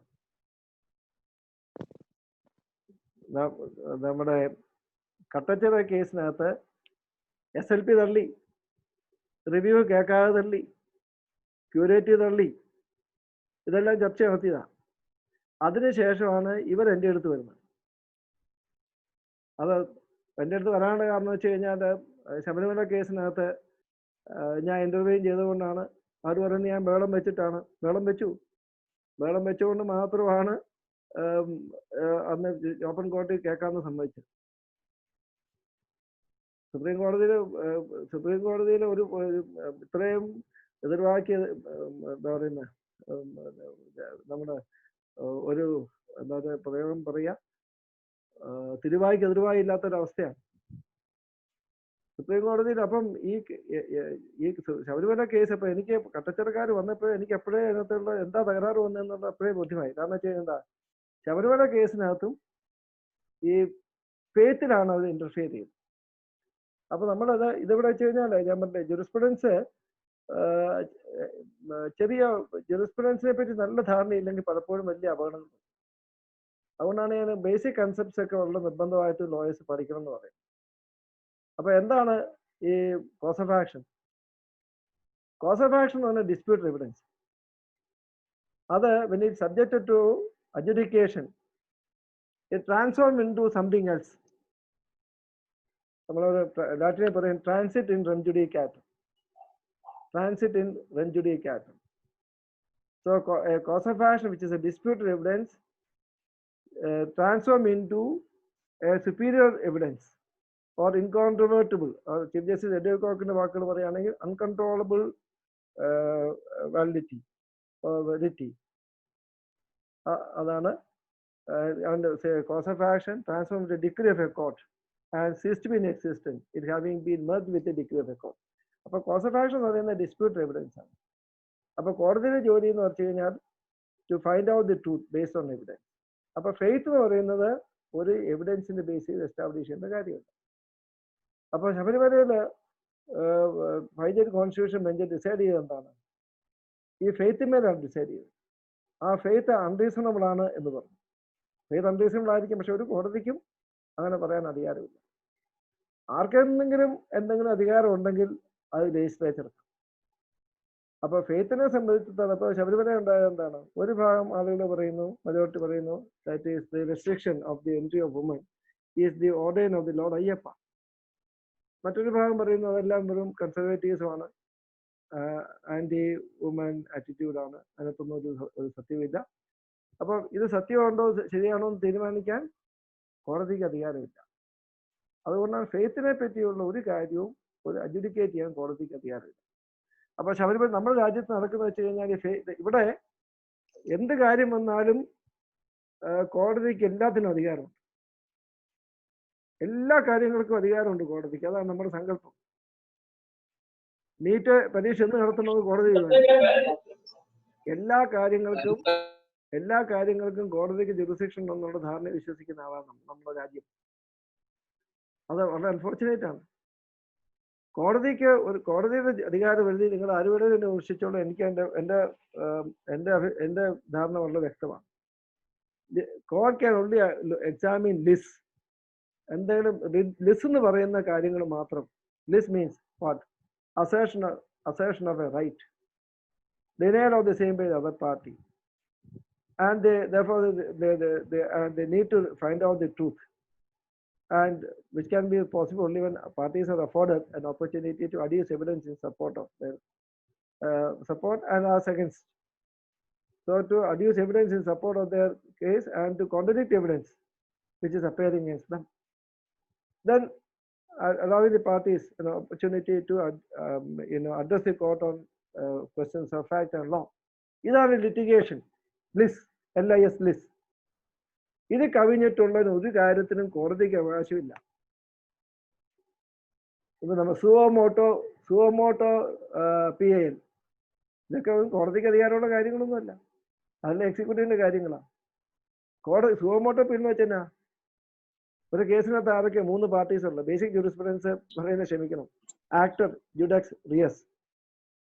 ആക്ടറും ജുഡക്സും ഒന്നായതാണ് എന്ത് സുവോമോട്ടോ PIL. അപ്പോൾ ഇവിടെ വന്ന് അപകടം എന്ന് വെച്ച് കഴിഞ്ഞാൽ ഫെയ്ത്തിനകത്ത് ഡിസൈഡ് ചെയ്തു. അത് ഈ കേസിനകത്ത് ഇന്നും ഇന്നലെ ഉണ്ടായതല്ല. വട്ടിപ്പണം കേസിൽ തൊട്ട് ഇത് സംഭവിച്ചു. അപ്പൊ ഇതെല്ലാം നമ്മൾ പറഞ്ഞേ പറ്റൂ. അപ്പൊ ഇതിനകത്ത് ആദ്യം ഇതിനകത്ത് കറക്ഷൻ വരണമെങ്കിൽ ഞാനതാണ് പറയുന്നത്, മൈ റിക്വസ്റ്റ് ടു ഓൾ, എന്നെ ക്രിട്ടിസൈസ് ചെയ്യുന്നവർ പ്രത്യേകിച്ച്, കാരണം എന്ത് ക്വസ്റ്റ്യൻ ചോദിച്ചോണം. ഞാൻ പറയുന്ന ഒന്നും അതിന് ഒന്നും അതേപടി എടുക്കണ്ട.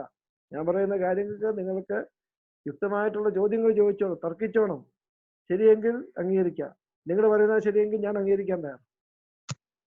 അതാണ് നമ്മുടെ ആറ്റിറ്റ്യൂഡ് വന്നത്. അപ്പോൾ എൻ്റെ അടുത്ത് വരുന്ന പറയും, അപ്പൊ ഞാൻ വട്ടിപ്പണം കേസിൽ വന്നേക്കുന്ന അപകടം എന്താണ്? വട്ടിപ്പണം കേസിനകത്ത് വട്ടിപ്പണം ആർക്ക് കൊടുക്കണം എന്നുള്ള വിഷയം പാത്രിയോർക്കീസിന്റെ സ്പിരിച്വൽ പവേഴ്സിനെ എന്താണ് തീരുമാനിച്ചു. സ്പിരിച്വൽ പവർ ഓഫ് ദി പാർട്ടിയോർക്ക് റീച്ച് എ വാനിഷിംഗ് പോയിന്റ്. അപ്പോൾ വട്ടിപ്പണം കേസിനകത്ത് വട്ടിപ്പണം ആർക്ക് കൊടുക്കുന്നതിനകത്ത് യാക്കോബക്കാരുടെ വിശ്വാസം ശരിയാണോ, കത്തോലിക്കോസുകാരുടെ വിശ്വാസം ശരിയാണോ, ഏതാണ് ശരിയായ സഭ, ഇതൊന്നും തീരുമാനിക്കാനുള്ള അധികാരം കോടതിക്കില്ല. പക്ഷെ 2 ഭാഗവും ഈ കോടതിയോട് ആവശ്യപ്പെട്ടു. അതുകൊണ്ട് ആരും ശ്രദ്ധിക്കാതെ പോയി. അപ്പൊ അവിടെ തീരുമാനിക്കേണ്ട, വട്ടിപ്പണം കേസിൽ തീരുമാനിക്കേണ്ട എന്തായിരുന്നു? സഭയിലെ ഡിവിഷൻ ഉണ്ട്, 2 ഭാഗമുണ്ട്. പുതിയ കാത്തോലിക്കോട്ട് എസ്റ്റാബ്ലിഷ് കാത്തോലിക്കോസ് ഉണ്ട്, അവർ പറയുന്നത് ഞാനാണ് ഹെഡ് ഓഫ് ദി ചർച്ച്. അപ്പുറം പറയുന്ന പാത്രിയർക്കീസുകാർ പറയുന്നു കാത്തോലിക്കോസിനൊന്നും സ്ഥാനമില്ല, പാത്രിയർക്കീസാണ് ഇത് സ്പിരിച്വൽ അൾട്ടിമേറ്റ് എമിനൻസ് എന്ന് പറയുന്നു. അപ്പോൾ ഈ 2 ഭാഗത്തും ഒരു ഡിവിഷൻ ഉണ്ട്. ആ പട്ടിപ്പണം 2 ഭാഗത്തും തുല്യമായിട്ട് കൊടുക്കുക, അല്ലെങ്കിൽ ആർക്കാണോ മജോറിറ്റി അവർക്ക് കൂടുതൽ കൊടുക്കുക, മൈനോറിറ്റിക്ക് കുറച്ച് കൊടുക്കുക. ഇനി ഇതാണ് ചെയ്യേണ്ടത്. ഇനി രണ്ടു പേർക്കും ഒരാൾക്കും കാത്തോലിക്കോസിന് മാത്രം ഓർത്തഡോക്സ് വിഭാഗത്തിന് മാത്രം കൊടുക്കാൻ പറഞ്ഞു. ശരി, അത് that is A final decision of the Travancore court of final appeal. അപ്പൊ അതുകൊണ്ട് അത് ശരിയാണേലും തെറ്റാണ്, തെറ്റാണേലും ശരിയാണ്, അത് ഫൈനലാണ്, ബൈൻഡിങ് ആണ്. ആ പട്ടിപ്പണം അതിന്റെ പലിശ ഓർത്തഡോക്സ് വിഭാഗത്തിന് അർഹതപ്പെട്ടിരിക്കുന്നു. അത് ഡിസിഷൻ ഫൈനലാണെന്ന് തർക്കിക്കുന്നില്ല. എല്ലാ കാലത്തും അവർക്ക് അർഹതപ്പെട്ടാണ് അത് തീരുമാനമായ.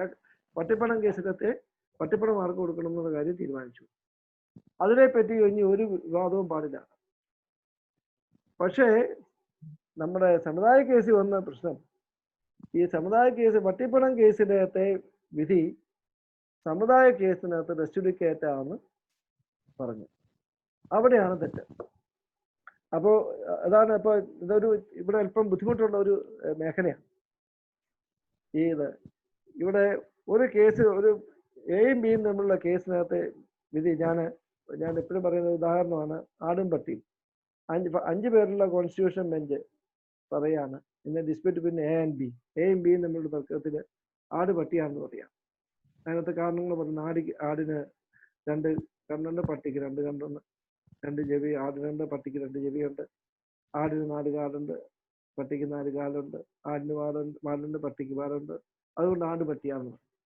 ഈ വിധി എയും ബിയും തമ്മിൽ ശരിയാണ്. നാളെ എയും ബിയും ഇതേ വിഷയത്തിൽ വീണ്ടും ഒരു കേസ് വരികയാണെങ്കിലും ഈ വിധി ആപ്ലിക്കബിളാണ്. അതേസമയം സിയും ഡിയും ഒരു കേസ് വരികയാണെങ്കിൽ ഈ വിധി ആപ്ലിക്കബിളേ അല്ല. കാരണം എന്താണ്? അതിനകത്തുള്ള ഈ ഫാക്ട്സ്, എയും ബിയിലെ കേസിലെ വിധിയിലെ ഫാക്ട്സ് സബ്സിക്വന്റ് കേസിലേക്ക് ആപ്ലിക്കബിൾ ആക്കാൻ പാടില്ല. അതിന്റെ ജുറിസ്പ്രുഡൻഷ്യൽ ആയിട്ടുള്ള റീസൺ എന്ന് വെച്ച് കഴിഞ്ഞാൽ എയും ബിയും തമ്മിലുള്ള കേസിലെ വിധി റെസിഡിക്കേറ്റ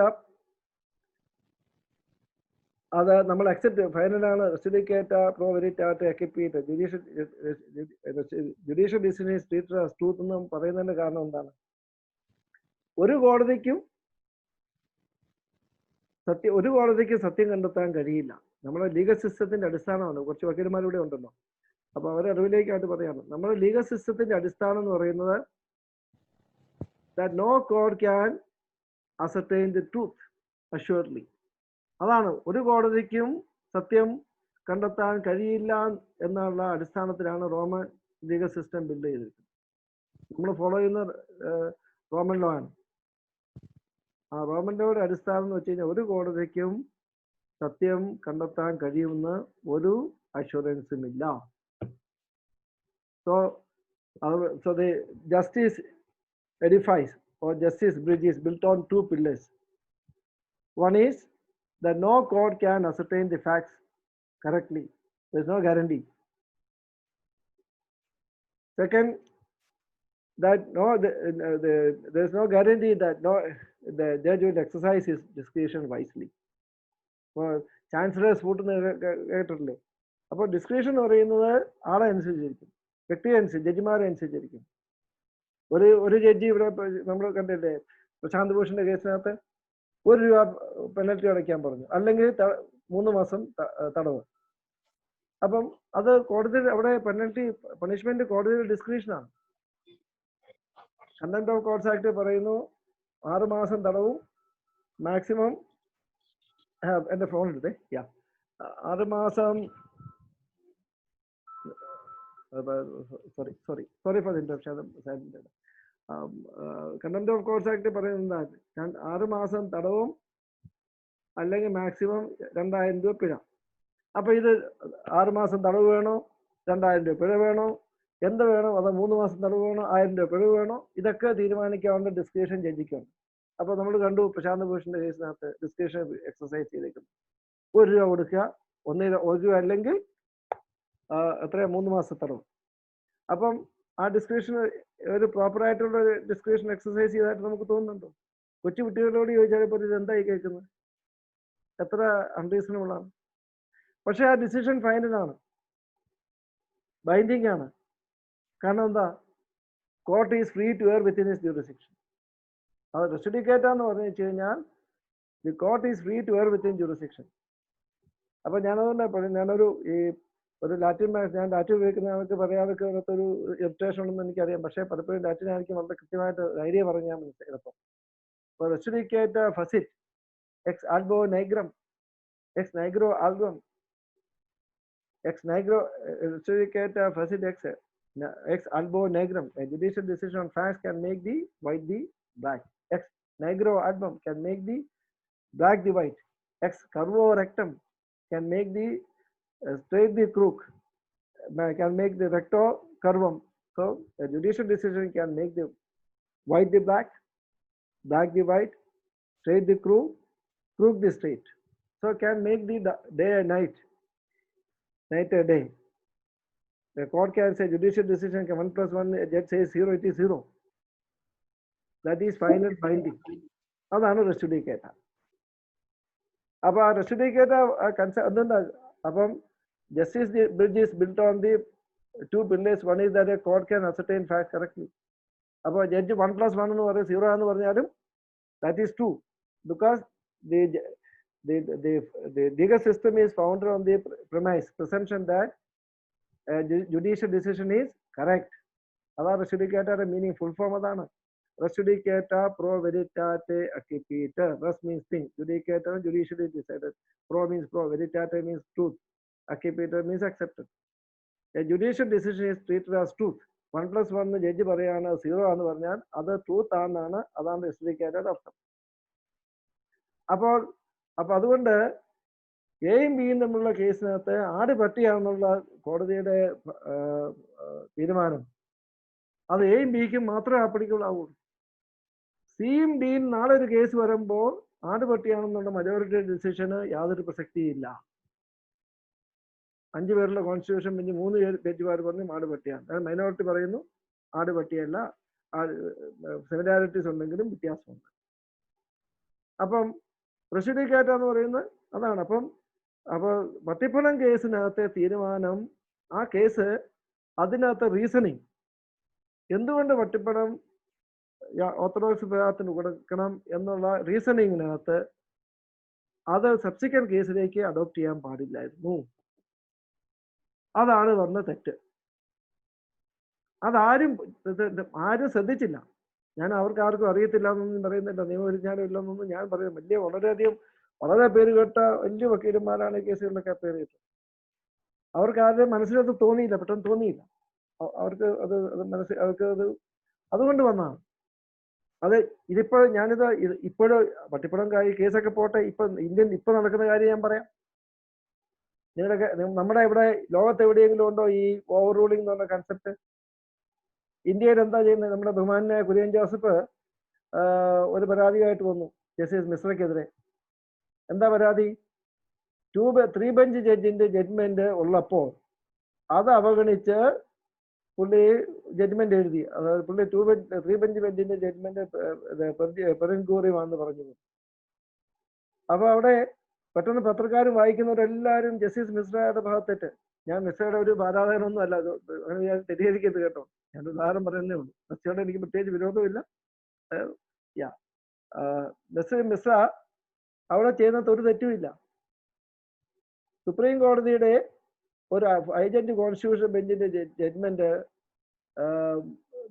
ആടുപട്ടിയാന്ന് പറയും. നാളെ അത് ഒരു 2 ബെഞ്ച് ജഡ്ജ്മെന്റ് എടുത്താൽ ജഡ്ജ്മെന്റ് കോട്ട് ചെയ്ത് കഴിഞ്ഞാൽ ആ 2 ജഡ്ജ് ബെഞ്ചാണ് തീരുമാനിക്കുന്നത് ആ 5 ജഡ്ജ് ജഡ്ജ്മെന്റ് ഡിസിഷൻ ഫോളോ ചെയ്യണോ വേണ്ടയോ. അപ്പൊ പ്രീസിഡന്റ് എന്ന് പറഞ്ഞാൽ എന്താണ്? അപ്പം ഒരു ജഡ്ജ്മെന്റിനകത്ത് 2 ആസ്പെക്ട് ഉണ്ട്. Decision on facts, then secondly any new legal principle evolves. അപ്പോൾ പ്രീസിഡന്റ് എന്ന് പറയുന്നത് വെച്ച് കഴിഞ്ഞാൽ concept is stare decisis quaete movere, stand by the settled principles, don't move away. So the principle is, if a court has evolved for the first time a legal principle where none existed for the resolution of an issue which was before it, that principle will apply in the future cases as a precedent. So precedent means stand by the settled principle. അപ്പം എയും ബിയും തമ്മിലുള്ള കേസിനകത്ത് എന്തെങ്കിലും principle evolve ചെയ്താൽ ആ principle subsequent കേസിനകത്ത് ബാധകമായി. അപ്പൊ എന്ത് പ്രിൻസിപ്പിളാണ് ഉള്ളത്, അതെന്താണ് ഫോളോ ചെയ്യേണ്ടതെന്ന് എല്ലാം തീരുമാനിക്കുന്ന ആരാ? C&Dയുടെ കേസ് വരുമ്പോൾ ആ ജഡ്ജി ആ കേസിനെ കോടതിയെ തീരുമാനിക്കുന്നു. അപ്പൊ A&Bയുടെ judgment 5 judge constitution bench judgment നാളെ C&Dയുടെ ഹൈക്കോടതി, കേരള ഹൈക്കോടതി അതുമായിട്ട് സാരമ്യമുള്ള വിഷയം വരികയാണെങ്കിൽ ആ ജഡ്ജ്മെന്റ് ഫോളോ ചെയ്യണോ വേണ്ടയോ എന്ന് തീരുമാനിക്കുന്ന ആരാ? കേരള ഹൈക്കോടതി ജഡ്ജാണ്. അങ്ങേർക്ക് വേറെ ആൾക്കും റെഫർ ചെയ്യാനൊന്നും പറ്റൂല. അത് മുൻസിപ്പിന്റെ അടുത്ത് സൈറ്റ് ചെയ്യാന്ന് വിചാരിച്ചു, മുൻസിപ്പ് തീരുമാനിക്കുക അത് ഫോളോ ചെയ്യണോ വേണ്ടയോ. അപ്പോൾ കുര്യൻ ജോസഫ് പറഞ്ഞാൽ അതായത് ജസ്റ്റിസ് കുര്യൻ ജോസഫ് പറഞ്ഞ തെറ്റാണ്. പക്ഷെ ഉടനെ അപ്പം ഇത് കുര്യൻ ജോസഫ് പറഞ്ഞു മെസ്സേജ് ചെയ്തത് ശരിയാണ്. നേരത്തെ ഉണ്ടാകുന്ന കേസിൽ ജഡ്ജ്മെന്റ് ഫോളോ ചെയ്യണോ വേണ്ടോ എന്ന് തീരുമാനിക്കുന്നത് ജസ്റ്റിസ് മിസ്റ്ററുടെ ബെഞ്ചാണ്. അത് പിന്നീട് ആ കേസ് 5 ജഡ്ജ് കോൺസ്റ്റിറ്റ്യൂഷൻ ബെഞ്ചിലേക്ക് റെഫർ ചെയ്യും. അപ്പൊ ഇവിടെ ഈ റെഫർ ചെയ്യുന്നിടത്തുള്ള അവിടെ നമ്മളെന്താ ഫോളോ ചെയ്യുന്നത്? ഈ റെസ്റ്റിഡിക്കേറ്റായ പ്രിൻസിപ്പിളാണ് നമ്മൾ പ്രീസിഡന്റ് ഫോളോ ചെയ്യുന്നത്. റെസ്റ്റിഡിക്കേറ്റായ പ്രിൻസിപ്പിളാണ് നമ്മൾ പ്രീസിഡന്റ് ഫോളോ ചെയ്യുന്നത്. അപ്പൊ പ്രീസിഡന്റ് എന്ന് പറയുന്നതാണെങ്കിൽ റീസൺ ആണ്, നമ്പർ അല്ല. അപ്പൊ നമ്മുടെ ഇന്ത്യൻ ജുഡീഷ്യറി ഫോളോ ചെയ്യുന്ന ഈ എൻറ്റയർ സിസ്റ്റം തെറ്റാന്ന് പറയാൻ എനിക്ക് അവകാശം ഉണ്ടാകും. ഞാനിപ്പോ എന്റെ അഭിപ്രായം ഞാൻ പറയുന്നു, അംഗീകരിക്കണം എന്നുള്ള വേറെ വിഷയം. അപ്പൊ ലോകത്തെല്ലായിടത്തും പ്രീസിഡന്റ് വന്ന റീസൺ ഫോർ ദി ഡിസിഷൻ, റേഷ്യോ ഡിസിഡൻഡി, റേഷനെ ഡിസീസസ്, diseases quite time aware stand by the settled principle. അപ്പൊ a reason for a decision when it is repeatedly followed, that becomes a settled principle of law. ഇതാണ് jurisprudence. നമ്മുടെ ഇവിടെ നടക്കുന്നു, നമ്മുടെ അഡ്വക്കേറ്റ്സ് പോകുന്നുണ്ട് ലേറ്റസ്റ്റ് ഡിസിഷൻ എന്ന് പറഞ്ഞു പോകും. ലേറ്റസ്റ്റ് ചൂടപ്പം പോലെ ചൂടപ്പം ഇറങ്ങിയിരിക്കുന്നു, ഇന്നലെ ഡിസൈഡ് ചെയ്തേക്കുന്ന ജഡ്ജ്മെന്റ്, ഇത് ഫോളോ ചെയ്യണം. അപ്പോൾ നമ്മൾ നോക്കണേ, കേശവാനന്ദ ഭാരതിയുടെ ജഡ്ജ്മെന്റ് 7:6 അത് നമ്മൾ ഫോളോ ചെയ്യണം. കാരണം എന്താണ്? 7 ജഡ്ജിമാരുടെ ഒപ്പീനിയൻ ആയതുകൊണ്ട് അത് ഫോളോ ചെയ്യുന്നു. അത് ലോ ഓഫ് ദി ലാൻഡ് ആയി. ഇത് ലോ ഓഫ് ദി ലാൻഡ് എന്ന് പറയുന്നത് എന്താണ്? ഇവിടെ സുപ്രീം കോടതി has evolve a principle where none existed for the resolution of an issue which was before it. That principle, that reason for the decision, the ratio decidendi shall apply to a future case. അതാ reason ആണ്. അപ്പൊ റീസണെ over rule ചെയ്യുന്ന രാജ്യത്താണ് നമ്മൾ ജീവിക്കുന്നത്. Reason over rule ചെയ്യാം. അപ്പം reason over rule ചെയ്യാൻ സാധിക്കത്തില്ല. അപ്പൊ കേശവാനന്ദ ഭാരതി ലോകത്തിലേക്ക് പറ്റിയ വലിയ അബദ്ധമാണ്. ഞാൻ പിന്നീട് പറയാം. കേശവാനന്ദ ഭാരതിക്ക് മുമ്പ് ആളുകൾ കോടതി പോയിരുന്നത് എങ്ങനെയാണ്? റൈറ്റ് റെമഡി ഫോറം, എൻ്റെ ഫണ്ടമെന്റൽ റൈറ്റ് വയലേറ്റ് ചെയ്തു, അതുകൊണ്ട് ആർട്ടിക്കിൾ 32 ഇൻവോക്ക് ചെയ്യുന്നു. ഇപ്പോഴെന്താ ചെയ്യുന്നത്? എൻ്റെ ഫണ്ടമെന്റൽ റൈറ്റ് ഒന്നും വയലേറ്റ് ചെയ്തില്ല, basic structure has been violated എന്ന് പറഞ്ഞ് നമ്മൾ പെറ്റീഷൻ ഫയൽ ചെയ്യുന്നു, അത് എന്റർടൈൻ ചെയ്യുന്നു. ഇതൊക്കെയാണ് നടക്കുന്നത്. അപ്പോൾ ഇവിടെ അപ്പോൾ നമ്മൾ ശ്രദ്ധിക്കേണ്ടത് വെച്ച് കഴിഞ്ഞാൽ ഈ പ്രിൻസിപ്പിൾ ഇതാണ് ഈ അബദ്ധം. ഇപ്പൊ ഈ നമ്മുടെ പള്ളിക്കേസിൽ വന്ന അപകടം ഇപ്പോഴും എത്രയോ മടങ്ങ് ഇപ്പോഴും നടന്നുകൊണ്ടിരിക്കുകയാണ്. നമ്മുടെ ഇവിടുത്തെ കുറച്ച് വക്കീൽമാർ ഇവിടെ ഉണ്ടായിരുന്നു. ഞാൻ ഒരുപാട് കാലങ്ങളായിട്ട് എൻ്റെ സോഷ്യൽ മീഡിയയിലും എനിക്ക് എഴുതാവുന്നതും പറയാവുന്നതും എല്ലാവരും ഞാൻ ചോദിക്കുന്നുണ്ട്, ഈ സുപ്രീം കോടതിയിൽ 70 വർഷത്തെ അതിന്റെ ഹിസ്റ്ററിയിൽ ഏതെങ്കിലും ഒരു പ്രിൻസിപ്പിൾ ഇവോൾവ് ചെയ്തെങ്കിൽ ആ പ്രിൻസിപ്പിൾ ഒന്ന് അറിഞ്ഞാൽ കൊള്ളാം. ഞാൻ എപ്പോഴും പറയുന്നത് സുപ്രീം കോടതി has not evolve not a single principle which never ever existed, which should strictly apply as a precedent. ഒരു പ്രിൻസിപ്പിളും എൻ്റെ അറിവിലില്ല. അബദ്ധങ്ങളുണ്ട് പ്രിൻസിപ്പിളായിട്ട്. കേശവാനന്ദ ഭാരതി ബേസിക് സ്ട്രക്ചർ എന്ന് പറഞ്ഞ അബദ്ധങ്ങൾ. റൈറ്റ് റെമഡി ഫോറം, എബി റെമഡി എന്നുള്ള ഫസ്റ്റ് പ്രിൻസിപ്പിളിനെതിരാണ് Kesavananda Bharati judgment. Right remedy forum. അപ്പോൾ നിങ്ങൾക്ക് ഇവിടെ വലിയൊരു നമ്മുടെ ഇപ്പോൾ ഞാൻ ബോംബെ ലോയേഴ്സുമായിട്ട് എനിക്ക് കുറച്ച് അറിയാവുന്നതുകൊണ്ട് ഞാൻ പറയാം, നിങ്ങൾക്കൊരു വലിയ ഇമേജ് ഉണ്ടാക്കാൻ വേണ്ടി വലിയൊരു സംവിധാനം ഉണ്ടെങ്കിൽ, നിങ്ങൾ മഹാനാന്ന് പറയാൻ കുറെ ആൾക്കാരുണ്ടെങ്കിൽ, നിങ്ങൾക്ക് വലിയ നിങ്ങളെ ഞാൻ പേര് പറയുന്നില്ല, അത്ര മഹാനായ വക്കീലാവാം. കേശവാനന്ദ ഭാരതി ബേസിക് സ്ട്രക്ചറൊക്കെ പാൽക്കി ബാലൻ ടാക്സ് ലോയറാണ്. ഞാൻ പറഞ്ഞു, ഞാൻ കേശവാനന്ദ ഭാരതി വായിച്ചിട്ട് എനിക്കൊന്നും എനിക്ക് മഹാസങ്കടമാണ് തോന്നിയത്. കഷ്ടം. ഇവിടെ ഇരിപ്പുണ്ട് കേശവാനന്ദ ഭാരതി എൻ്റെ കയ്യിൽ. എന്താ കേശവാനന്ദ ഭാരതി ജഡ്ജ്മെന്റ് ഇവിടെ ഇരിപ്പുണ്ട്. ഇതാ കേശവാനന്ദ ഭാരതി ഇരിക്കുന്നു. ഇത് കഷ്ടമാണ്. ഇതാണ് നമ്മുടെ ഫണ്ടമെന്റൽ റൈറ്റ് കേസ് എന്ന് ആഘോഷിക്കുന്നത്. അപ്പം ഇതിനകത്ത് ഒരു പ്രിൻസിപ്പിളും ഇതുപോലെ ചെയ്തിട്ടില്ല. അപ്പൊ ഇവിടെ ഈ പള്ളി കേസിൽ നടക്കുന്ന അബദ്ധം ഇപ്പോഴും നിരന്തരം നടന്നുകൊണ്ടിരിക്കുകയാണ്. അപ്പോ നമ്മുടെ ഇവിടെ ഇത് രാജ്യ ബെഞ്ച് കോൺസ്റ്റിറ്റ്യൂട്ട് ചെയ്യേണ്ട ആവശ്യമുണ്ടോ? പ്രീവിയസ് ബെഞ്ച് നേരത്തെ ഉണ്ടായ ജഡ്ജ്മെന്റ് ഓവർറൂൾ ചെയ്യാൻ വേണ്ടി രാജ്യ ബെഞ്ച് കോൺസ്റ്റിറ്റ്യൂട്ട് ചെയ്യും. അതുപോലെ ഹുര വേഴ്സസ് ഹുര, അതെല്ലാം ഫണ്ടമെന്റൽസിന് തെറ്റാണ്. അപ്പോൾ നമ്മുടെ ലീഗൽ സിസ്റ്റത്താണ് പ്രീസിഡന്റ് എന്ന് പറഞ്ഞാൽ വളരെ യൂസ്ഫുൾ ആയിട്ടുള്ള ഒരു പ്രിൻസിപ്പിളാണ്. അത് സ്റ്റെറേ ഡിസീസ് ക്വയറ്റെ മൊവേര കൺസെപ്റ്റ്, അതിന് ആർക്കും പരാതിയില്ല. അപ്പൊ പ്രീസിഡന്റ് എന്ന് പറയുന്ന എയും ബിയും തമ്മിലുള്ള കേസിനകത്ത് ഫാക്സുമായിട്ട് ബന്ധപ്പെടാത്ത എന്തെങ്കിലും ലീഗൽ പ്രിൻസിപ്പിൾ ഇവോൾവ് ചെയ്തിട്ടുണ്ടെങ്കിൽ ആ ലീഗൽ പ്രിൻസിപ്പിൾ സബ്സിക്വന്റ് കേസിന് ബാധകമായിരിക്കും. അപ്പൊ നമുക്ക് എത്രയോ പ്രിൻസിപ്പിൾസ് ഉണ്ട്. Carlill versus Carbolic Smoke Ball and company. അപ്പൊ അവിടെ അഡ്വർടൈസ്മെന്റ് കൊടുത്തു. അപ്പൊ പ്രിവിറ്റീവ് കോൺട്രാക്ട് വേണ്ട ആർക്കും ആ അഡ്വർടൈസ്മെന്റ് അനുസരിച്ച് മെഡിസിൻ വാങ്ങിച്ച് കഴിച്ചവർക്ക് എല്ലാവർക്കും ആ കമ്പനി പറഞ്ഞു $100 100 പൗണ്ട്സ് എന്തോ ഈ അസുഖം ഈ മെഡിസിൻ കഴിച്ച ശേഷം അസുഖം വരികയാണെങ്കിൽ കൊടുക്കാന്ന് പറഞ്ഞു. അതൊരു ലീഗൽ പ്രിൻസിപ്പിൾ ഉണ്ട്. ഡൊണാവോ വേഴ്സസ് സ്റ്റീവൻസൺ, അവിടെ privity contract, manufacture is liable to the ultimate customer, ആ പ്രിൻസിപ്പിൾ ഉണ്ട്. അതാണ് നമ്മുടെ കൺസെപ്റ്റ് ഓഫ് സ്റ്റെറേ ഡിസീസ്. അങ്ങനെ ഒരു പ്രിൻസിപ്പിൾ ഒന്നും ഈ സുപ്രീം കോടതി 70 ഇയേഴ്സിനകത്ത് പ്രത്യേകിച്ച് ഇവോൾവ് ചെയ്തായിട്ട് ഞാൻ മനസ്സിലാക്കിയിട്ടില്ല. ആരെങ്കിലും പറയുകയാണെങ്കിൽ ഞാൻ കറക്റ്റ് ചെയ്യാം. അപ്പോൾ ഞാൻ പറഞ്ഞു വന്ന് ഇപ്പൊ വരുന്നത് ഇപ്പൊ നമ്മുടെ ജഡ്ജ്മെന്റ്സ് എല്ലാം എന്ന് പറയുന്നത് ഈ പട്ടിപ്പണം കേസിലെ വിധി സമുദായ കേസിൽ അപ്ലൈ ചെയ്ത പോലത്തെ അവസ്ഥയാണ് ഇപ്പോഴും കണ്ടിന്യൂ ചെയ്യുന്നത്. എ ആൻഡ് ബിയിലെ ജഡ്ജ്മെന്റ് സബ്സിക്വന്റ് കേസിനകത്ത് അത് പ്രീസിഡന്റ് ആയിട്ട് അപ്ലൈ ചെയ്യാം. പ്രീസിഡന്റ് എ ആൻഡ് ബിയിലെ കേസ് വിധി ഫാക്സിനെ അടിസ്ഥാനപ്പെടുത്തിയിട്ടുള്ളതാണ്. അങ്ങനെ ഫാക്സിനെ അടിസ്ഥാനപ്പെടുത്തിയിട്ടുള്ള ജഡ്ജ്മെന്റുകളാണ് നമ്മൾ എല്ലാ ദിവസവും കോടതിയെ സൈറ്റ് ചെയ്യുന്നത്. അങ്ങനെ സൈറ്റ് ചെയ്യുന്നതുകൊണ്ട് എ ആൻഡ് ബിയിലെ കേസിലെ വിധി തെറ്റാണെങ്കിൽ ആ തെറ്റ് അവിടെ കൊണ്ട് അവസാനിക്കുന്നതിന് പകരം അത് പെർപ്പച്വൽ ആയിട്ട് തുടർന്നുകൊണ്ടേ പോകും. അപ്പൊ ഇതുകൊണ്ട് ഈ സമുദായ കേസിലെ പോലെയുള്ള അബദ്ധങ്ങൾ ഇനിയും നിരന്തരം സംഭവിച്ചുകൊണ്ടേയിരിക്കും. അപ്പൊ അതുകൊണ്ടാണ് ഇപ്പോൾ ഇത്രയും ഒരു കഷ്ടമായിട്ടൊരു അവസ്ഥയിലേക്ക് വന്നത്. നമ്മൾ കഴിഞ്ഞ ദിവസം ഞാനൊരു വീഡിയോ കണ്ടു.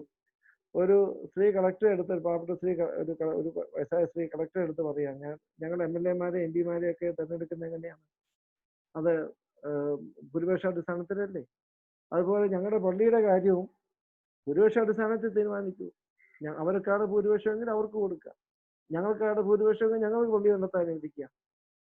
അപ്പം ഇങ്ങനെയുള്ള നമ്മുടെ സാമാന്യ നീതിക്കും കോമൺ സെൻസിനും വിരുദ്ധമായിട്ടുള്ള ജഡ്ജ്മെന്റ്സുകളെല്ലാം വരാൻ കാരണം ഈ രണ്ട് കൺസെപ്റ്റിലുള്ള നമ്മുടെ മിസ്അണ്ടർസ്റ്റാൻഡിംഗ് ആണ്.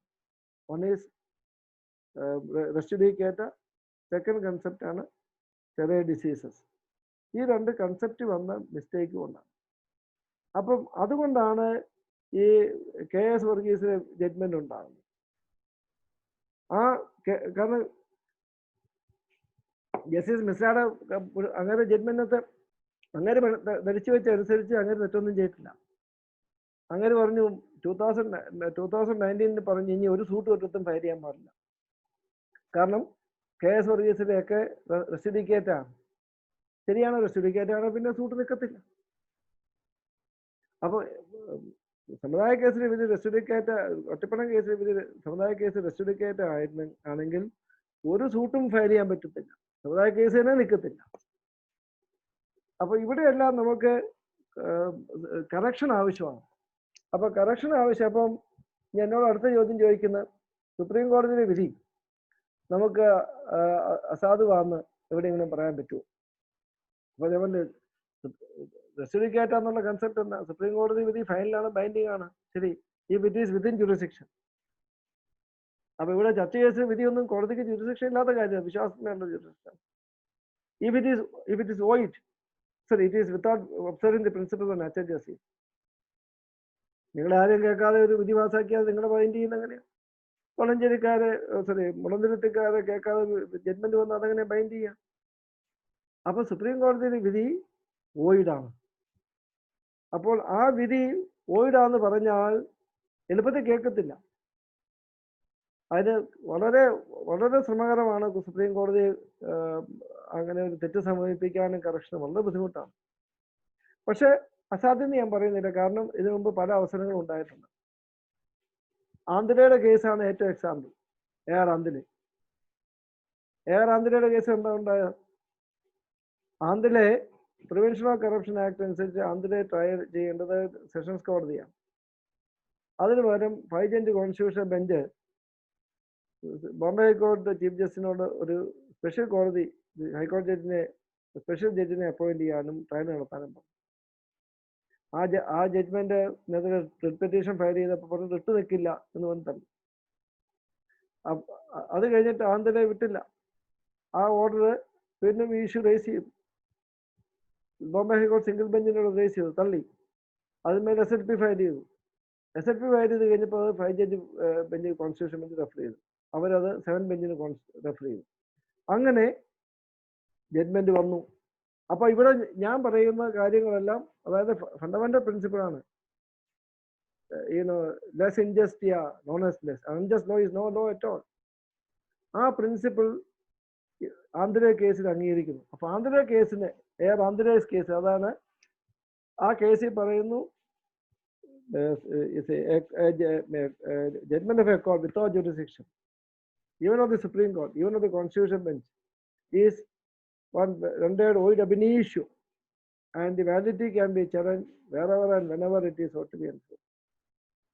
അപ്പൊ ഇത് ആന്ധ്ര കേസിനകത്ത് പുതുതായിട്ടൊന്നും കണ്ടുപിടിച്ചല്ല. വേ ബാക്ക് ഇൻ 54 ക്ലെൻസിംഗിനകത്ത് പറയുന്നു, judgment of a court without jurisdiction is void.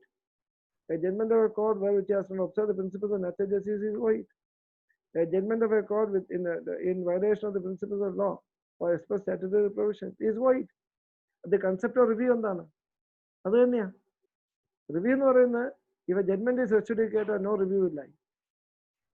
If that is error apparent on the face of record, if a judgment is vitiated by error apparent on the face of record, then it is void. It never ever exists. And the correctness can be questioned by review or by collateral proceeding suit. നമ്മൾ സാധാരണ പറയാറില്ലേ, ഒരു fraud ഉണ്ടെങ്കിൽ, ഇപ്പൊ DRTയുടെ judgment fraud, somebody obtains an agreement from DRT in his favor by abusing the law or by fraud, resort to fraud. ആ degree civil കോടതി നമുക്ക് ചലഞ്ച് ചെയ്യാം, ഇല്ലേ? അപ്പൊ fraud is only make A degree voidable. Suppose നമ്മളെ കേൾക്കാതെയാണ് decision എങ്കിലോ അത് void അബ് ഇനിഷ്യോ ആണ്. അപ്പോൾ ഒരു ജഡ്ജ്മെന്റ് വിച്ച് ഈസ് വോയിഡ് അബ് ഇനിഷ്യോ, it can be challenge by way of review, it can be challenge by collateral proceedings in a suit. Suit is the most appropriate procedure, or if a statute provides for an appeal, by way of an appeal. ഇതാണ് അതിനകത്ത് correct ആയിട്ടുള്ള position. ഇപ്പോൾ ഇവിടെ നമ്മുടെ മുളന്തുരുത്തി കേസിനകത്ത് നിയമപരമായിട്ട് നോക്കാൻ എന്താ ചെയ്യേണ്ടത്? സുപ്രീം കോടതി വിധി തെറ്റാണെങ്കിൽ അത് ചലഞ്ച് ചെയ്യാനുള്ള ഫോറം സിവിൽ കോടതിയാണ്. ഇപ്പോൾ എയും ബിയും തമ്മിലുള്ള കേസിനകത്ത് C&Dയുടെ പ്രോപ്പർട്ടി അറ്റാച്ച് ചെയ്യാനാണ് ഓർഡർ. C&Dയെ കേൾക്കാം, അത് സുപ്രീം കോടതി ഓർഡർ പാസ്സാക്കാം. ഈ പാവപ്പെട്ട C&D നേരത്തെ സുപ്രീം കോടതിയിലേക്ക് പോകണം. അവിടെ റിവ്യൂ ഫയൽ ചെയ്ത് കഴിഞ്ഞാൽ അവിടെ അത് ചേംബറിൽ വെച്ച് തള്ളും, പോസ്റ്റ് പോലും ചെയ്യത്തില്ല. പിന്നെ ക്യൂരേറ്റീവ് ഫയൽ ചെയ്യണമെങ്കിൽ സീനിയർ അഡ്വക്കേറ്റിനെ കണ്ട് അവൻ സർട്ടിഫിക്കറ്റ് വാങ്ങിക്കണം. ഈ പാവം പിടിച്ച മനുഷ്യൻ എന്ത് ചെയ്യും? എന്താ നിയമം അനുസരിച്ച് ചെയ്യേണ്ടത്? സിവിൽ സൂട്ട് ഫയൽ ചെയ്യാം, seeking A declaration that so far as he is concerned that judgment is void. അല്ലെങ്കിൽ ആ സൂട്ട് എക്സിക്യൂട്ട് ചെയ്യാൻ വരികയാണെങ്കിൽ ആ എക്സിക്യൂഷൻ കോർട്ടിൽ ആ ഇഷ്യൂ റേസ് ചെയ്യാം. സെപ്പറേറ്റ് സൂട്ടിന്റെ ആവശ്യമില്ല. Section 47 of the CPC. ഇതൊന്നും ഞാൻ എന്റെ കണ്ടുപിടുത്തങ്ങളല്ല. ഞാൻ ഈ ഒരു കാര്യങ്ങളും എന്റെ കണ്ടുപിടുത്തങ്ങളല്ല. ഇതെല്ലാം ഫണ്ടമെന്റൽ ആയിട്ടുള്ള കാര്യങ്ങളാണ്. അപ്പോൾ നമ്മുടെ അടുത്ത ചോദ്യം, ഇത്രയും വലിയ ഫണ്ടമെന്റൽ ആയിട്ടുള്ള കാര്യങ്ങൾ മഹാന്മാരായ വക്കീലന്മാർക്ക് അവർക്ക് എങ്ങനെ തെറ്റുപറ്റുക? ഈ ചോദ്യം ഞാൻ പലപ്പോഴും ആലോചിച്ചിട്ടുണ്ട്. ഞാൻ സുപ്രീം കോടതിയിൽ ഞാൻ അധികകാലം ബോംബെ ഹൈക്കോടതിയിലായിരുന്നു. സുപ്രീം കോടതി സ്ഥിരമായിട്ട് പോകാൻ തുടങ്ങിയത് ഈ NJSC കേസിനെ സംബന്ധിച്ച് പോകാൻ തുടങ്ങി. NJSC കേസ് 31 ദിവസം ഞാൻ എൻ്റെ കയ്യിൽ നിന്ന് പൈസ മുടക്കി ആ കേസിന് വേണ്ടി അവിടെ ഉണ്ടായിരുന്നു. അന്നേരം എനിക്ക് അതിനുശേഷം എനിക്ക് മനസ്സിലായത് ഇവരെ പറ്റിയൊക്കെ ഞാൻ ധരിച്ചു വരുന്നത് എല്ലാം തെറ്റാണ്. അതിൽ കൂടെ ഞാൻ പറയുന്നില്ല, ഇവരെ പറ്റിയുള്ള ധരിച്ചു വെച്ചത് എല്ലാം പണ്ഡിതന്മാരാന്നൊക്കെ ഞാൻ വിചാരിച്ചെന്ന് എല്ലാം തെറ്റാന്ന് എനിക്ക് അന്ന് ബോധ്യമായി. ഒരു ഉദാഹരണത്തിന് ഈ കൊളീജിയൻ സിസ്റ്റം എങ്ങനെയാ വന്നത്? നമ്മുടെ കോൺസ്റ്റിറ്റ്യൂഷൻ അനുസരിച്ചിട്ട് പ്രസിഡന്റ് ആര് പറയുന്ന കേൾക്കേണ്ടത്? President is act on the aid and advise of the council of ministers. അപ്പോൾ ജഡ്ജിമാരെ അപ്പോയിന്റ് ചെയ്യുന്ന എന്ത് ഫംഗ്ഷനാണ്? അഡ്മിനിസ്ട്രേറ്റീവ് ഫംഗ്ഷനാണ്, ഗവർണൻസ് ആണ്. അവിടെ കോൺസ്റ്റിറ്റ്യൂഷൻ പറയുന്നത് എന്താ? The president shall in consultation with chief justice of India, ഹൈക്കോടതിയുടെ കാര്യം പറയാണ്, in consultation with chief justice of India and the chief justice of the governor and the chief minister of the state concern shall by warrant appoint person as a judge of the high court. അപ്പൊ president ആണ്, അതായത് cabinet, അതാണ് appointing authority. അവർക്കൊരു obligation ഉണ്ട്, consultation. ആ chief ജസ്റ്റിസുമായിട്ട് consult ചെയ്യണം. Chief justice opinion ചോദിക്കാം, ചീഫ് ജസ്റ്റിസ് ഒപ്പീനിയൻ അംഗീകരിക്കാതിരിക്കാം. അതാ റിട്ടേൺ കോൺസ്റ്റിറ്റ്യൂഷൻ. ഇപ്പൊ എന്താ നടക്കുന്നത്? കൊളീജിയം വന്നത് എന്താണ് സംഭവം? കൊളീജിയം സിസ്റ്റത്തിനകത്ത് ഇപ്പൊ കൊളീജിയം റെക്കമെൻഡേഷൻ കൊടുക്കും. ആ റെക്കമെൻഡ് ചെയ്യുന്ന ആളെ ഗവൺമെന്റ് ഓഫ് ഇന്ത്യ അംഗീകരിച്ചോണം. ഇനി എന്തെങ്കിലും പരാതി ഉണ്ടെങ്കിൽ അത് തിരിച്ചയച്ചാൽ കൊളീജിയം വീണ്ടും ഒരു അസേർട്ട് ചെയ്യുകയാണെങ്കിൽ അത് president government is bound to accept it and make the appointment. അപ്പോൾ അപ്പോയിന്റ്മെന്റ് അതോറിറ്റി കൊളീജിയം. ഇതെങ്ങനെയാ വന്നത്? ഈ 1993 ജഡ്ജസ് 2 കേസ്, സുപ്രീം കോടതി advocate association union of India എന്നുള്ള കേസിനകത്താണ് ഈ തീരുമാനം വരുന്നത്. അപ്പൊ ആ കേസിനകത്ത് ഗവൺമെന്റ് ഓഫ് ഇന്ത്യക്ക് വേണ്ടി അപ്പിയർ ചെയ്താണ് അങ്ങേയറ്റം ബഹുമാന്യനായ പാരാശരൻ. അദ്ദേഹം ഈ സ്കോറാഡ് എന്ത് ഫണ്ടമെന്റൽ റൈറ്റ് ആണ് വയലേറ്റ് ചെയ്യുന്നത്? ഈ പെറ്റീഷൻ എങ്ങനെയാണ് മെയിൻറ്റൈനബിൾ ആണ്? ഇത് റേസ് ചെയ്തേയില്ല. ജഡ്ജ്മെന്റ് വായിച്ചു നോക്കൂ. ഈ പെറ്റീഷന്റെ മെയിൻറ്റൈനബിലിറ്റി ക്വസ്റ്റ്യൻ ചെയ്തില്ല. നമ്പർ 1, ലോക്കസ് സ്റ്റാൻഡി, ഹു ആർ യു? ഞാൻ നിങ്ങളൊക്കെ ചെന്നാൽ ചോദിക്കത്തില്ലേ, who are you, how are you concern? ആദ്യം കോടതി ചെല്ലുമ്പോഴേക്കും ജഡ്ജിമാർ ചോദിക്കുന്ന question, who are you, how are you agreed? First question ആണ്. പാരാശരൻ ചോദിച്ചില്ല, റേസ് ചെയ്തില്ല. അത് കഴിഞ്ഞിട്ട് സെക്കൻഡ്, അങ്ങനെ ആരെങ്കിലും ഫണ്ടമെന്റൽ റൈറ്റ് വയലേറ്റ് ചെയ്യേണ്ട പെറ്റീഷൻ മെയിൻറ്റൈനബിൾ ആണെങ്കിൽ. അപ്പൊ ഇനി ഫണ്ടമെന്റൽ റൈറ്റ് വയലേറ്റ് ചെയ്യാതെ പെറ്റീഷൻ നിൽക്കുമെന്ന് അങ്ങ് സങ്കല്പിക്കുക. അങ്ങനെ സങ്കല്പിച്ചു കഴിഞ്ഞാൽ ആരെയൊക്കെ കേൾക്കണം? ഈ സ്കോറാണോ ഇന്ത്യയുടെ വക്കീലന്മാരുടെ മുഴുവൻ റെപ്രസെന്റേറ്റീവ് ബോഡി? സ്കോറാക്കി സുപ്രീം കോടതിയിലെ എല്ലാം കോസ്റ്റ് അടിക്കുന്ന എല്ലാം മുഴുവൻ സ്കോറാക്കിയാ പോകുന്നു. ഓക്കെ, അത് വേറെ കൂടെ ഒന്നും പറയുന്നില്ല. ഓക്കെ, സ്കോറ ഈസ് എ പോൺ, മറ്റുള്ളവരൊരു ഉപകരണമാണ്. യെസ്, നമ്മുടെ ലോയേഴ്സ് റെപ്രസെന്റ് ചെയ്യാൻ ബാർ കൗൺസിൽ ഓഫ് ഇന്ത്യ ഉണ്ട്, ബാർ അസോസിയേഷൻസ് ഉണ്ട്. ഈ ജഡ്ജസ് അപ്പോയിന്റ്മെന്റ് എന്ന് പറഞ്ഞാൽ വക്കീലന്മാരെ മാത്രം ഇൻവോൾവ് ചെയ്യുന്ന കാര്യമാണ്, അഫക്ട് ചെയ്യുന്ന കാര്യം. ആരാ real stakeholders? Public at large. അപ്പൊ പബ്ലിക് അറ്റ് ലാർജ് അവരെ കേൾക്കാതെ, അവർക്ക് റെപ്രസെന്റേഷൻ അവസരം കൊടുക്കാതെ കേസ് തീരുമാനിക്കാൻ പറ്റും. അപ്പോൾ അങ്ങനെയാണ് ഈ കൊളീജിയം സിസ്റ്റം. അതിന്റെ കൊളീജിയം സിസ്റ്റത്തിനകത്തെ ലോജിക് എന്താ? റേഷ്യോ ഡിസിഡന്റ് എന്താണ്?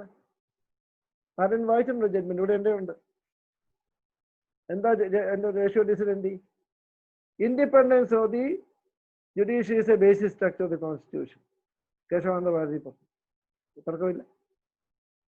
Core of the independence is in appointments. അതല്ല, അപ്പോയിന്റ്മെന്റ്സ് ആണ് കോറ്, അല്ലാതെ അപ്പോയിന്റ് ചെയ്ത് പോസ്റ്റ് അപ്പോയിന്റ്മെന്റ് ഡിസ്ചാർജ് ഫംഗ്ഷൻ അല്ല. then the core of independence is preserved where the opinion of the Chief Justice of India has primacy. Core of independence is where the opinion of the Supreme Court, Chief Justice of India has primacy. അതും കഴിഞ്ഞ് പിന്നെ അടുത്ത് the primacy of the opinion of the Chief Justice of India എന്ന് പറഞ്ഞാൽ അദ്ദേഹത്തിന്റെ opinion അല്ല. It is the opinion of the plurality of the judges. അതാണ് അങ്ങനെ പ്ലൂറാലിറ്റി ഓഫ് ജഡ്ജസിന്റെ ഒപ്പീനിയൻ ആണ് ഈ ചീഫ് ജസ്റ്റിസ് ഓഫ് ഇന്ത്യയുടെ ഒപ്പീനിയൻ. അങ്ങനെ പ്ലൂറാലിറ്റി ഓഫ് ജഡ്ജ്മെന്റ്സിന്റെ ഒപ്പീനിയൻ കണക്കാക്കാൻ വേണ്ടിയാണ് ഈ കൊളീജിയം വേണ്ടത്. അപ്പൊ ഇങ്ങനെയൊക്കെയാണ് നമ്മുടെ കോൺസ്റ്റിറ്റ്യൂഷൻ വരെ ഇന്റർപ്രറ്റ് ചെയ്യുന്നത്. ലോകത്ത് എവിടെയെങ്കിലും കേട്ടിട്ടുണ്ടോ? അപ്പോൾ അത് കഴിഞ്ഞിട്ട് കൊളീജിയം വന്ന ശേഷം എന്താ ഉണ്ടായത്? Blood is thicker than water. ജഡ്ജിമാരും സീനിയർ അഡ്വക്കേറ്റ്സും അവരുടെ ബന്ധുക്കൾ പിള്ളേരെ എല്ലാം വളരെ ചെറുപ്പത്തിലെ ജഡ്ജിയാക്കി. 40 വയസ്സ് 42 വയസ്സ് ജഡ്ജിയാക്കി ചീഫ് ജസ്റ്റിസ് ഓഫ് ഇന്ത്യ ആവും.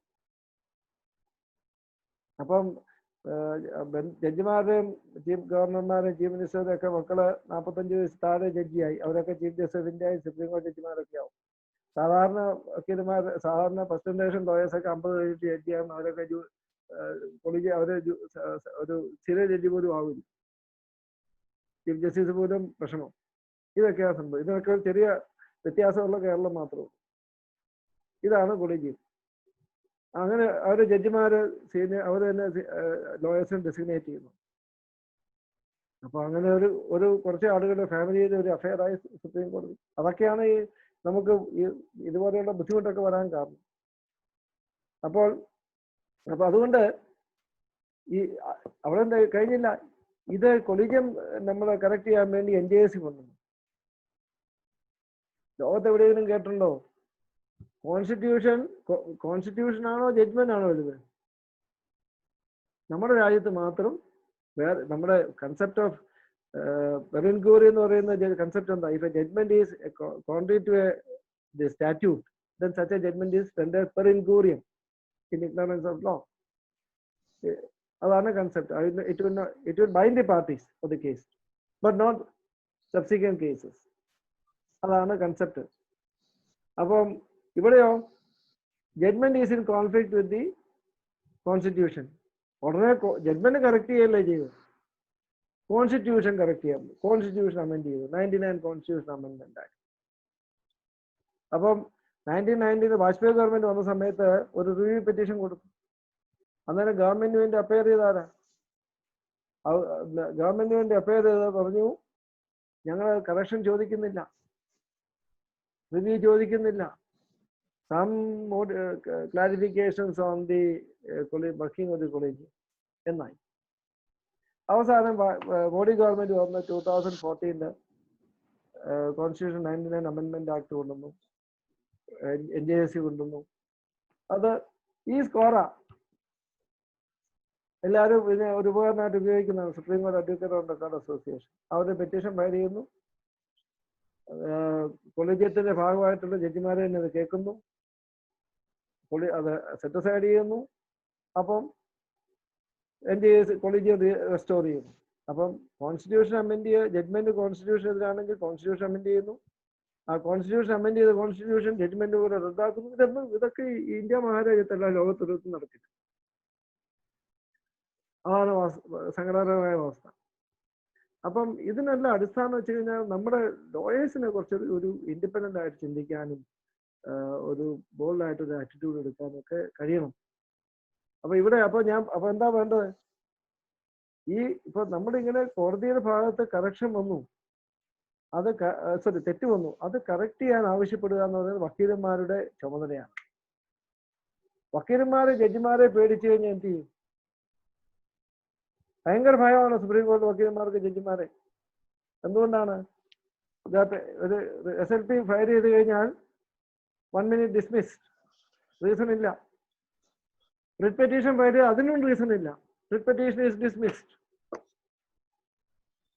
4 റിട്ട് പെറ്റീഷൻ 4 SLP ഡിസ്മിസ് ചെയ്യുമ്പോഴേക്കും പിന്നെ വർക്കൊന്നും കിട്ടാതെയാണ്. ഇതാണ് അവസ്ഥ. അപ്പൊ അതുകൊണ്ട് വലിയ ബുദ്ധിമുട്ടാണ്. അപ്പൊ അതുകൊണ്ട് നിങ്ങൾ യാക്കോബക്കാർക്കുള്ള കേസ് ഒരു ശ്രമകരമായിട്ടുള്ള കാര്യമാണ്. പക്ഷേ വേറൊരു മാർഗവും ഇല്ല. അപ്പോൾ ഞാൻ പറയുന്ന സൊല്യൂഷൻ എന്ന് വെച്ച് കഴിഞ്ഞാൽ, ഇത് കോടതിക്ക് തെറ്റുപറ്റി. അവർക്ക് ആരും ഞാൻ ഒരു ജഡ്ജിമാരും യാക്കോബക്കാരെ ദ്രോഹിക്കണമെന്ന് വിചാരിച്ച് എന്തെങ്കിലും ജഡ്ജ്മെന്റ് എഴുതി ഞാൻ വിചാരിക്കുന്നു. ഇത് ഇന്നസെന്റ് ആയിട്ടുള്ള വന്ന് തെറ്റാണ്. അത് ആ ചെള്ളു പറഞ്ഞു കൊടുക്കുന്നതാണ് ജസ്റ്റിസ് മിസ് കാശ് വാങ്ങിച്ചെന്നൊക്കെ പറഞ്ഞു നിശ്ചിതാസംബന്ധം. അങ്ങനെ കാശ് വാങ്ങിക്കാനാണെങ്കിൽ വേറെ എന്തെല്ലാം മാർഗമുണ്ട്, എന്തെല്ലാം വലിയ കേസ് കോർപ്പറേറ്റ് മാറ്റത്തിൽ ഇതിനകത്ത് വേണം, ഈ നക്കാപ്പിച്ചയ്ക്ക് വേണം. അപ്പോൾ അദ്ദേഹത്തിനകത്ത് ജസ്റ്റിസ് മിസ് അങ്ങനെ കുറച്ച് ക്ലീൻ ആയിട്ടുള്ള ജഡ്ജായിട്ട് ഞാൻ മനസ്സിലാക്കി. സാമ്പത്തിക കാര്യങ്ങളൊക്കെ അങ്ങനെ പറ്റി ഒരു ആശയവും ഞാൻ കേട്ടിട്ടുണ്ട്. അതേസമയം അങ്ങനെ ഒരു കർക്കശബുദ്ധിക്കാരനാണ്. അപ്പൊ നമ്മള് എണീറ്റ് നിന്ന് തെറ്റുപറ്റി എന്ന് ആവർത്തിച്ചു കഴിഞ്ഞാൽ, അങ്ങനെ ചീത്ത വിളിച്ചാലും ശോഭിച്ചാലും നമ്മൾ തെറ്റുപറ്റിയെന്ന് നമ്മൾ പറയാൻ ബാധ്യസ്ഥരായി. അങ്ങനെ പറയണം. അപ്പൊ കട്ടച്ചിറക്കാർ വന്നപ്പോ ഞാൻ പറഞ്ഞു നമ്മള് ഇതല്ലാതെ നമുക്ക് വേറെ മാർഗമൊന്നുമില്ല. KS വർഗീസ് പറഞ്ഞു സംഭവം ക്ലോസ്ഡ്. KS വർഗീസ് ജഡ്ജ്മെന്റ് എന്ന് പറയുന്നത് ലെജിസ്ലേഷനാണ്. അപ്പൊ എല്ലാവരെയും ബാധിക്കുന്ന നമ്മുടെ റെക്കോർഡ് പലവിധത്തിൽ റെക്കോർഡുണ്ട്. Record which is an estoppel to as against the whole world. ഏതാ? Record of parliament, record of legislature. അതാണ് എല്ലാവർക്കും ആപ്ലിക്കണം. അപ്പൊ KS വർഗീസ് ജസ്റ്റിസ് മിസ്സയുടെ judgment is equal to legislation. നമ്മൾ ആ രീതിയിലാണ് ജഡ്ജ്മെന്റ്. അപ്പൊ അതുകൊണ്ട് അത് തെറ്റാണെന്ന് നമ്മൾ പറഞ്ഞേ പറ്റുള്ളൂ. അപ്പൊ എന്തൊക്കെ ചെയ്യാം? റിവ്യൂ ഫയൽ ചെയ്യാം. റിവ്യൂ ഫയൽ ചെയ്ത് കഴിഞ്ഞാൽ ചേംബറിൽ തള്ളും. ക്യൂരേറ്റീവ് ഫയൽ ചെയ്ത് കഴിഞ്ഞാലും അവർ ലിസ്റ്റ് ചെയ്യത്തില്ല. ക്യൂരേറ്റീവ് ജഡ്ജ് ആദ്യം തീരുമാനിക്കും ലിസ്റ്റ് ചെയ്യും, ഓപ്പൺ കോർട്ട് ഹിയറിംഗ് വേണമെന്ന്. ക്യൂരേറ്റീവ് പെറ്റീഷനും അതും തള്ളും. പിന്നെ എന്താ ചെയ്യുക? Article 32 petition. ഈ ആർട്ടിക്കിൾ 32 പെറ്റീഷൻ ജബാറുണ്ടോ അവിടെ? യെസ്. ആർട്ടിക്കിൾ 32 പെറ്റീഷൻ മെയിൻറ്റൈനബിൾ ആണോ? ആർട്ടിക്കിൾ 32-നകത്ത് 5 റിട്ടിന്റെ കാര്യം മാത്രമേ പറയുന്നു.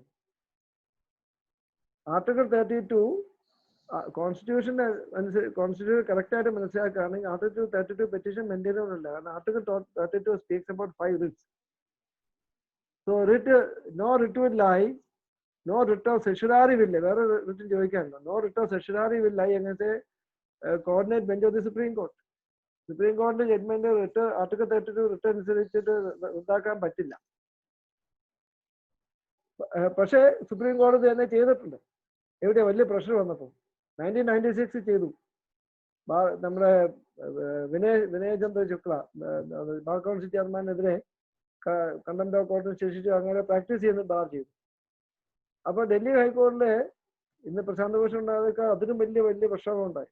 ഡൽഹി ഹൈക്കോടതിയിലെ 10,000 വക്കീലന്മാർ സുപ്രീം കോടതിക്ക് മുമ്പ് വലിയ പ്രതിഷേധം നടത്തി.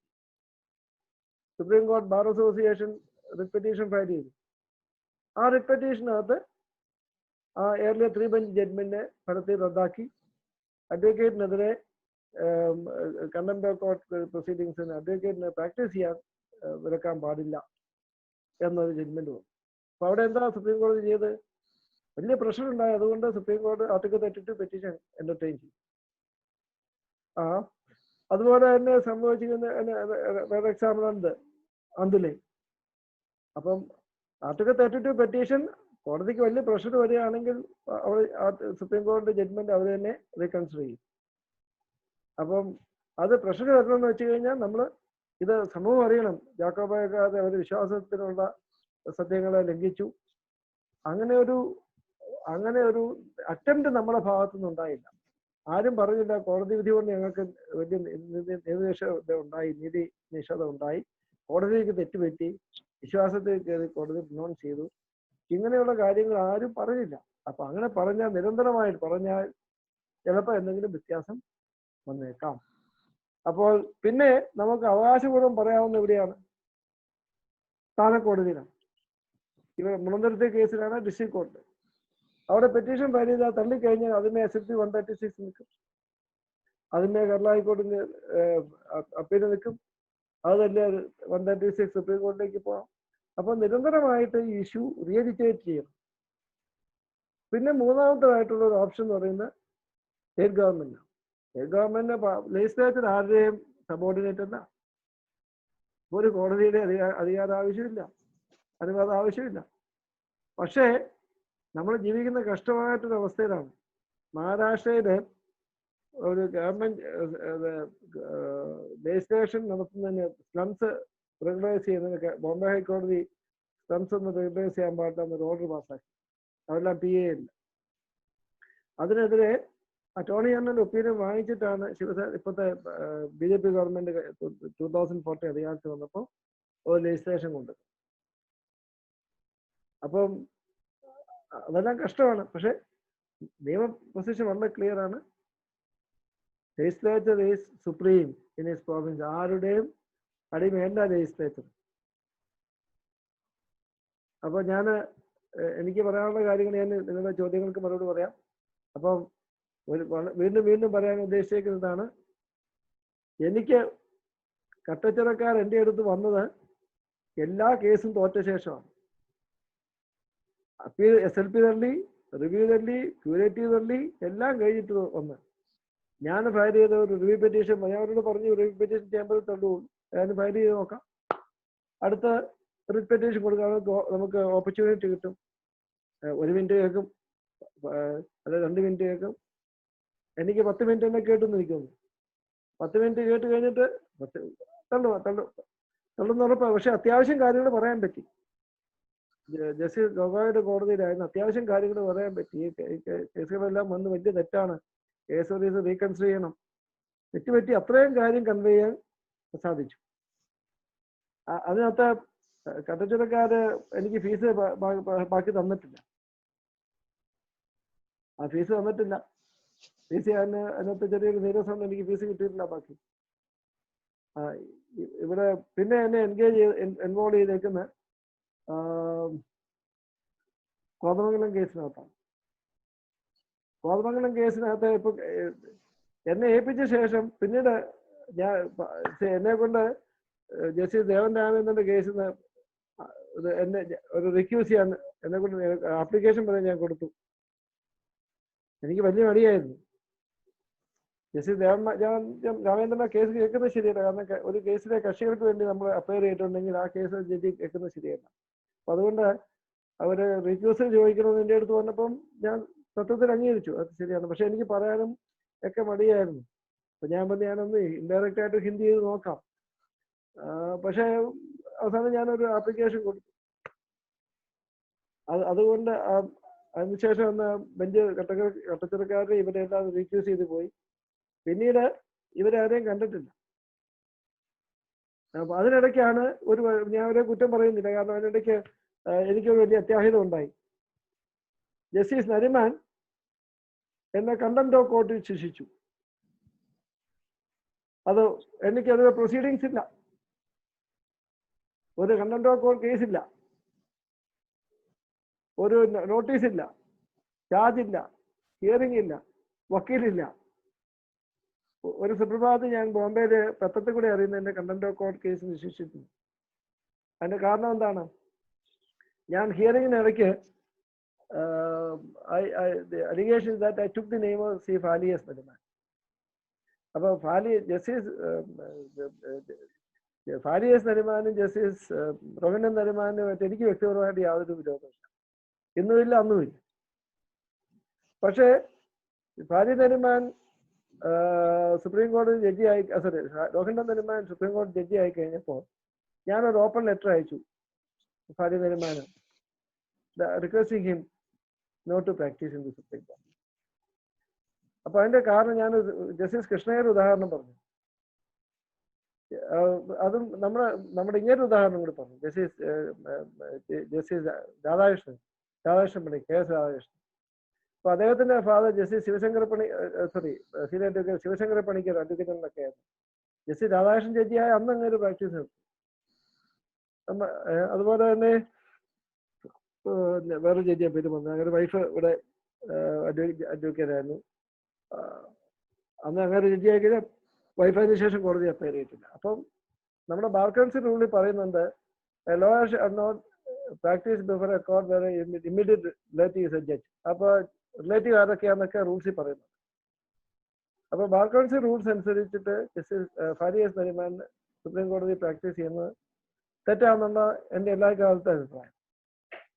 അപ്പം അത് ഫാരിയസ് നരിമാൻ പ്രാക്ടീസ് ചെയ്യുന്ന ഒരു ജൂനിയർ ജഡ്ജിന്റെ ജൂനിയർ കുട്ടി ഒരു മകനോ മകളോ പ്രാക്ടീസ് ചെയ്യുന്നതിനകത്ത് വലിയ വ്യത്യാസം. ഇപ്പം നമ്മുടെ കോടതികളിലെ കേരളത്തിൽ അത്രയില്ല, മറ്റു സ്ഥലത്തെ എല്ലാം വലിയ വിഷയം എന്ന് വെച്ച് കഴിഞ്ഞാൽ ദി അങ്കിൾ ജഡ്ജസ് സിൻഡ്രം എന്ന് പറയും.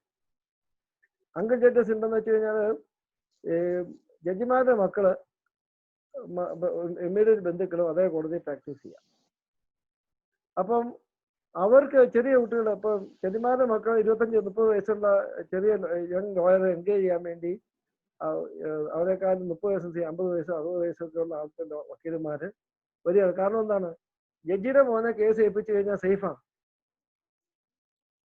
അത് ബോംബെ ഹൈക്കോടതി എത്ര വളരെ ഇതല്ലേ, അവിടെ ബോംബെ ഹൈക്കോടതി എനിക്ക് ഞാൻ ദിവസം കാണുന്നതല്ലേ. ജഡ്ജിമാരുടെ മക്കൾക്ക് ഭയങ്കര ബ്രീഫാണ്. കാരണം കക്ഷികൾക്കറിയാൻ സേഫാണ്, അല്ല അങ്ങനെ ധാരണയുണ്ട്. ആണ് അങ്കിൾ ജഡ്ജ് സിൻഡ്രം. അപ്പൊ ഇത് ഈ ലീഗൽ പ്രൊഫഷൻ നശിച്ചു പോയാൽ എന്ത് ചെയ്യും? അത് ഈ അങ്കിൾ ജഡ്ജ് സിൻഡ്രം എന്ന് പറയുന്നത് വലിയൊരു അപകടമാണ്. ജഡ്ജിമാരുടെ ബന്ധുക്കളും മക്കളൊക്കെ, ഈ ജഡ്ജിമാരുടെ മക്കളും അങ്ങനെയുള്ളവരൊക്കെ ജുഡീഷ്യൽ കറപ്ഷന്റെ ഒക്കെ ഒരുപാട് ഭാഗമാണ്. അതൊന്നും ഞാൻ ഓപ്പണായിട്ട് പറയാൻ ഉദ്ദേശിക്കുന്നില്ല. വലിയൊരു മാറ്റർ ഓഫ് ഗ്രേറ്റ് കൺസേൺ. അപ്പൊ അങ്ങനെയുള്ള ഇപ്പൊ നമ്മുടെ SP ഗുപ്ത കേസിനകത്ത് പറഞ്ഞു, ട്രാൻസ്ഫർ പോളിസിയുടെ കാര്യം പറഞ്ഞു. ജഡ്ജിമാരെ അവരുടെ മക്കളും ബന്ധുക്കളും ഒക്കെ ഭാര്യയൊക്കെ പ്രാക്ടീസ് ചെയ്യുന്നുണ്ടെങ്കിൽ അവർ വേറെ ഹൈക്കോടതിയിലേക്ക് പോകും. അപ്പൊ ഞാൻ ബോംബെ ഹൈക്കോടതിന് ഒരു ജഡ്ജിനെ എഴുതി അങ്ങനെ വളരെ ഓപ്പൺ ലെറ്റർ അയച്ചു. അങ്ങനെ എത്രയോ പണ്ഡിതനും നല്ലവനുമായ ജഡ്ജാണ്, അങ്ങനെ മകൻ ഇവിടെ പ്രാക്ടീസ് ചെയ്യുന്നുണ്ട്. ഒരുപാട് ആക്ഷേപങ്ങളുണ്ട്, എന്തിനാ അതിനൊക്കെ കേൾക്കുന്നത്? സ്വന്തമായിട്ട് വേറെ ഏതെങ്കിലും ഹൈക്കോടതിയിലേക്ക് വോളണ്ടറി ആയിട്ട് ട്രാൻസ്ഫർ കഴിച്ച് പോകണമെന്ന് ഞാൻ ഓപ്പൺ കത്തെഴുതി. അതിനോടൊക്കെ എന്നോട് ഒരുപാട് ശത്രുതയും വിരോധം ഇപ്പോഴും ഉണ്ട്, എപ്പോഴും അന്നുമുണ്ട്. അപ്പോൾ അതുകൊണ്ട് ഭാര്യ തീരുമാന ഇഷ്യൂ ഭാര്യ തീരുമാനോടുള്ളൊരു ഇഷ്യൂ അല്ല. ഞാനിപ്പോഴും ഓർക്കുന്നു, NJAC കേസിന്റെ ഹിയറിങ്ങിനകത്ത് ഫാരിയസ് നരിമാൻ പറയുന്ന thank the collegium for appointing his son Rohinton Nariman as a judge. അപ്പോൾ NJAC കേസ് അദ്ദേഹത്തിന്റെ അപ്പിയറൻസ് തന്നെ രോഹിൻടൻ നരിമാനെ ജഡ്ജിയാക്കി അപ്പോയിന്റ് ചെയ്തിട്ടുള്ള ഒരു താങ്ക്സ് ഗിവിംഗ്. അപ്പൊ അതുകൊണ്ടാണ് ഈ അങ്കിൾ ജഡ്ജിമാരുടെ ഇമ്മീഡിയറ്റ് ബന്ധുക്കൾ കുറെ കോടതി പ്രാക്ടീസ് ചെയ്യുന്ന ഒരു തെറ്റായ പ്രൊസീജിയറാണ്. അപ്പം ഞങ്ങളുടെ ഇപ്പോൾ ഞാൻ പറയുന്നത്, ഞാനൊരു ഇഷ്യൂത്തിൽ പറയും, ഞങ്ങൾക്കൊരു സംഘടനയുണ്ട്, national lawyers campaign for judicial transparency and reforms, NLC, ഒരു ദേശീയ സംഘടനയാണ്. അതിനകത്ത് എല്ലാ സ്റ്റേറ്റും ഞങ്ങൾക്ക് ചെറിയ പ്രസൻസ് ഉണ്ട്. ഞങ്ങളുടെ വാട്സാപ്പ് ഗ്രൂപ്പിലായിട്ട് 20,000 പേരിൽ കൂടെ ഉണ്ട്. അപ്പോൾ ഞങ്ങളുടെ വൺ ഓഫ് ദി മെയിൻ അജണ്ടയാണ്, ഫസ്റ്റ് അജണ്ട എന്ന് പറയുന്നത്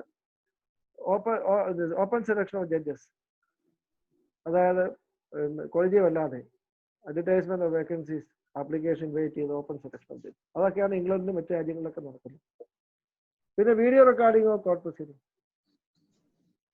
വീഡിയോ റെക്കോർഡ് ചെയ്ത് കോർട്ട് പ്രൊസീഡിംഗ്സ്. അങ്ങനെയാണ് ഒട്ടുമുക്കാൽ പ്രോബ്ലം തീർന്നു. കോടതി നടക്കുന്ന കാര്യങ്ങളെല്ലാം എവിഡൻസായി, അതിന്റെ കോപ്പി കക്ഷികൾക്ക് ലോകത്തെല്ലായിടത്തും നടക്കുന്നുണ്ട്, ഇവിടെ മാത്രമേ ഇല്ലാത്തുള്ളൂ. Then abolition of the designation system. ഈ ഡിസിഗ്നേഷൻ സിസ്റ്റം ഒരുപാട് ഇനിക്വാലിറ്റിക്ക് കാരണമാണ്. ദെൻ ട്രാൻസ്ഫർ ഓഫ് ജഡ്ജസ്, ഇങ്ങനെയുള്ള പല ഇഷ്യൂസ് ഉണ്ട്. അപ്പൊ ഇത് ട്രാൻസ്ഫർ ജഡ്ജസ് ഞങ്ങളുടെ ഒരു കോർ ഇഷ്യൂ ആണ്, അല്ലെങ്കിൽ അങ്കിൾ ജഡ്ജസ് സെന്റർ ഞങ്ങളുടെ ഒരു കോർ ക്യാമ്പയിൻ ഇഷ്യൂ. അതുകൊണ്ടാണ് ഞാൻ ഈ വിഷയത്തെ ഡൽഹി ഹൈക്കോടതി ഒരു പെറ്റീഷൻ ഫയൽ ചെയ്യുന്നത്. ഭാര്യ തീരുമാനമാണ് ഫസ്റ്റ് റെസ്പോണ്ട്, ഞാൻ പെറ്റീഷണർ. അതിനകത്ത് ഈ for a declaration that the explanation to rule 6 of the bar council rules which says the court means not the entire court but a particular judge or a bench of which a judge is a part. അത് unconstitutional ആണെന്ന് പറയണമെന്നും അതാണ് prayer. ആ കേസിന് ഭാര്യനിരമായ 2-ാം തീയതി notice ഇറങ്ങി, March 2-ാം തീയതി. 5-ാം തീയതിയാണ് ഈ different case senior designation section 1623(5) അത് അഡ്വക്കേറ്റ്സ് ആക്ടിന്റെ വാലിഡിറ്റി അറേഞ്ച് ചെയ്യുന്ന കേസ് രോഹിൻടൻ നരിമാന്റെ ബെഞ്ചിൽ വരുന്നു. അപ്പോൾ അദ്ദേഹം വളരെ ഇറിറ്റേറ്റഡ് ആയിട്ടാണ് കേസ് തുടങ്ങിയവരും തൊട്ട്. അപ്പോൾ ഞാൻ ഞാൻ പറഞ്ഞു പറഞ്ഞു he said, is it a bounty or something? He said. Then I said, even Farid Nariman. Then the judge exploded. Then I went on to say that all that I wanted to say, even Farid Nariman support the proposition that all that matters in the matter of seniority is seniority reckoned from the date of enrollment and nothing else. ഇത് 2 പ്രാവശ്യം പറഞ്ഞു. ഇതാണ് ഞാൻ ചെയ്ത തെറ്റ്. ഞാൻ ഫാരിദ് നരിമാനെ പറ്റി ഒരു ദോഷം പറഞ്ഞില്ല. അദ്ദേഹത്തിന്റെ പോലും ഒപ്പീനിയൻ ഇതാണ്. In the matter of seniority, what matters is seniority reckoned from the date of enrollment and nothing. ഇതാണ്. അപ്പോൾ ഞാൻ പറഞ്ഞു എന്ന് വെച്ച് കഴിഞ്ഞാൽ ഇത് കോടതി വിധി ജുഡിസിഷൻ ഉണ്ടാകുന്ന പറയുന്നത് വക്കീൽ പറയുന്നത് വക്കീലിന്റെ ഡ്യൂട്ടിയാണ്. പക്ഷെ അൺഫോർച്ചുനേറ്റ്ലി നമ്മുടെ രാജ്യത്ത് പറയുമ്പോൾ അതൊക്കെ പലപ്പോഴും നല്ല രീതിയിൽ എതിർത്ത് പറ്റില്ല. അതൊരു ഹോസ്റ്റൈലായിട്ട് എടുക്കും. പക്ഷെ എല്ലാ ജഡ്ജിമാരും അങ്ങനെയല്ല. എത്രയോ നന്നായിട്ട് നമ്മൾ എത്രയോ നല്ല രീതിയിൽ റെസ്പോണ്ട് ചെയ്യുന്ന ജഡ്ജിമാരുണ്ട്. അപ്പൊ നമ്മൾ അത്രയും നെഗറ്റീവായിട്ട് എടുക്കേണ്ട ആവശ്യമില്ല. അപ്പൊ നമ്മള് ഇനി നമുക്ക് വേറെ ഏതെങ്കിലും ഒരു ഉപാധി ഉണ്ടെങ്കിൽ ശരി, വേറെ ഏതെങ്കിലും ഒരു കൺവെൻഷൻ ഉണ്ടെങ്കിൽ ഇതല്ലാതെ ഈ വിധികള് വോയിഡാണ്, അത് കറക്റ്റ് ചെയ്യണം, അത് ഞങ്ങളെ ബാധിക്കുന്നില്ല. ഇതല്ലാതെ വേറെ ഏതെങ്കിലും ഒരു കൺവെൻഷൻ ആർക്കെങ്കിലും ഉണ്ടെങ്കിൽ അത് പറയും, ഞാൻ അക്സെപ്റ്റ് ചെയ്യാൻ തയ്യാറാണ്. സാറേ, നമുക്കൊരു ഡൗട്ട് ഉണ്ട്, അത് ചോദിക്കുന്നതിന് കുഴപ്പമുണ്ടോ? ഇല്ല, ചോദിച്ചോളൂ. സാറേ, ഞാൻ മനസ്സിലാക്കിയത് എന്റെ പേര് ഫാദർ ജോർജ് എന്നാണ്. ഈ സമുദായ കേസ് 912 മുതൽ 58 വരെ നടന്ന കേസുകളിലെല്ലാം, വട്ടിപ്പണ കേസ് അടക്കമുള്ളത്, അത് റെപ്രസെന്റേറ്റീവ് സ്യൂട്ട് ആയിരുന്നു എന്നാണ് ഞാൻ മനസ്സിലാക്കിയേക്കണം. അതെ, പറഞ്ഞോ. അത് റെപ്രസെന്റേറ്റീവ് സ്യൂട്ട് ആയിരുന്നു എന്നാണ് ഞാൻ മനസ്സിലാക്കിയത്. അതെ, അത് റെപ്രസെന്റേറ്റീവ് സ്യൂട്ട് ആണ്. അപ്പൊ എന്റെ ചർച്ചിനെ റെപ്രസെന്റേറ്റ് ചെയ്തിട്ടായിരുന്നു ആ സ്യൂട്ട് പോയിരുന്നത്. അപ്പോ അതിലെല്ലാം മലങ്കര മെത്രാപ്പൊലീത്തയ്ക്കാണ് റൈറ്റ് എന്നുള്ള ഒരു വിധിയാണ് വന്നത്.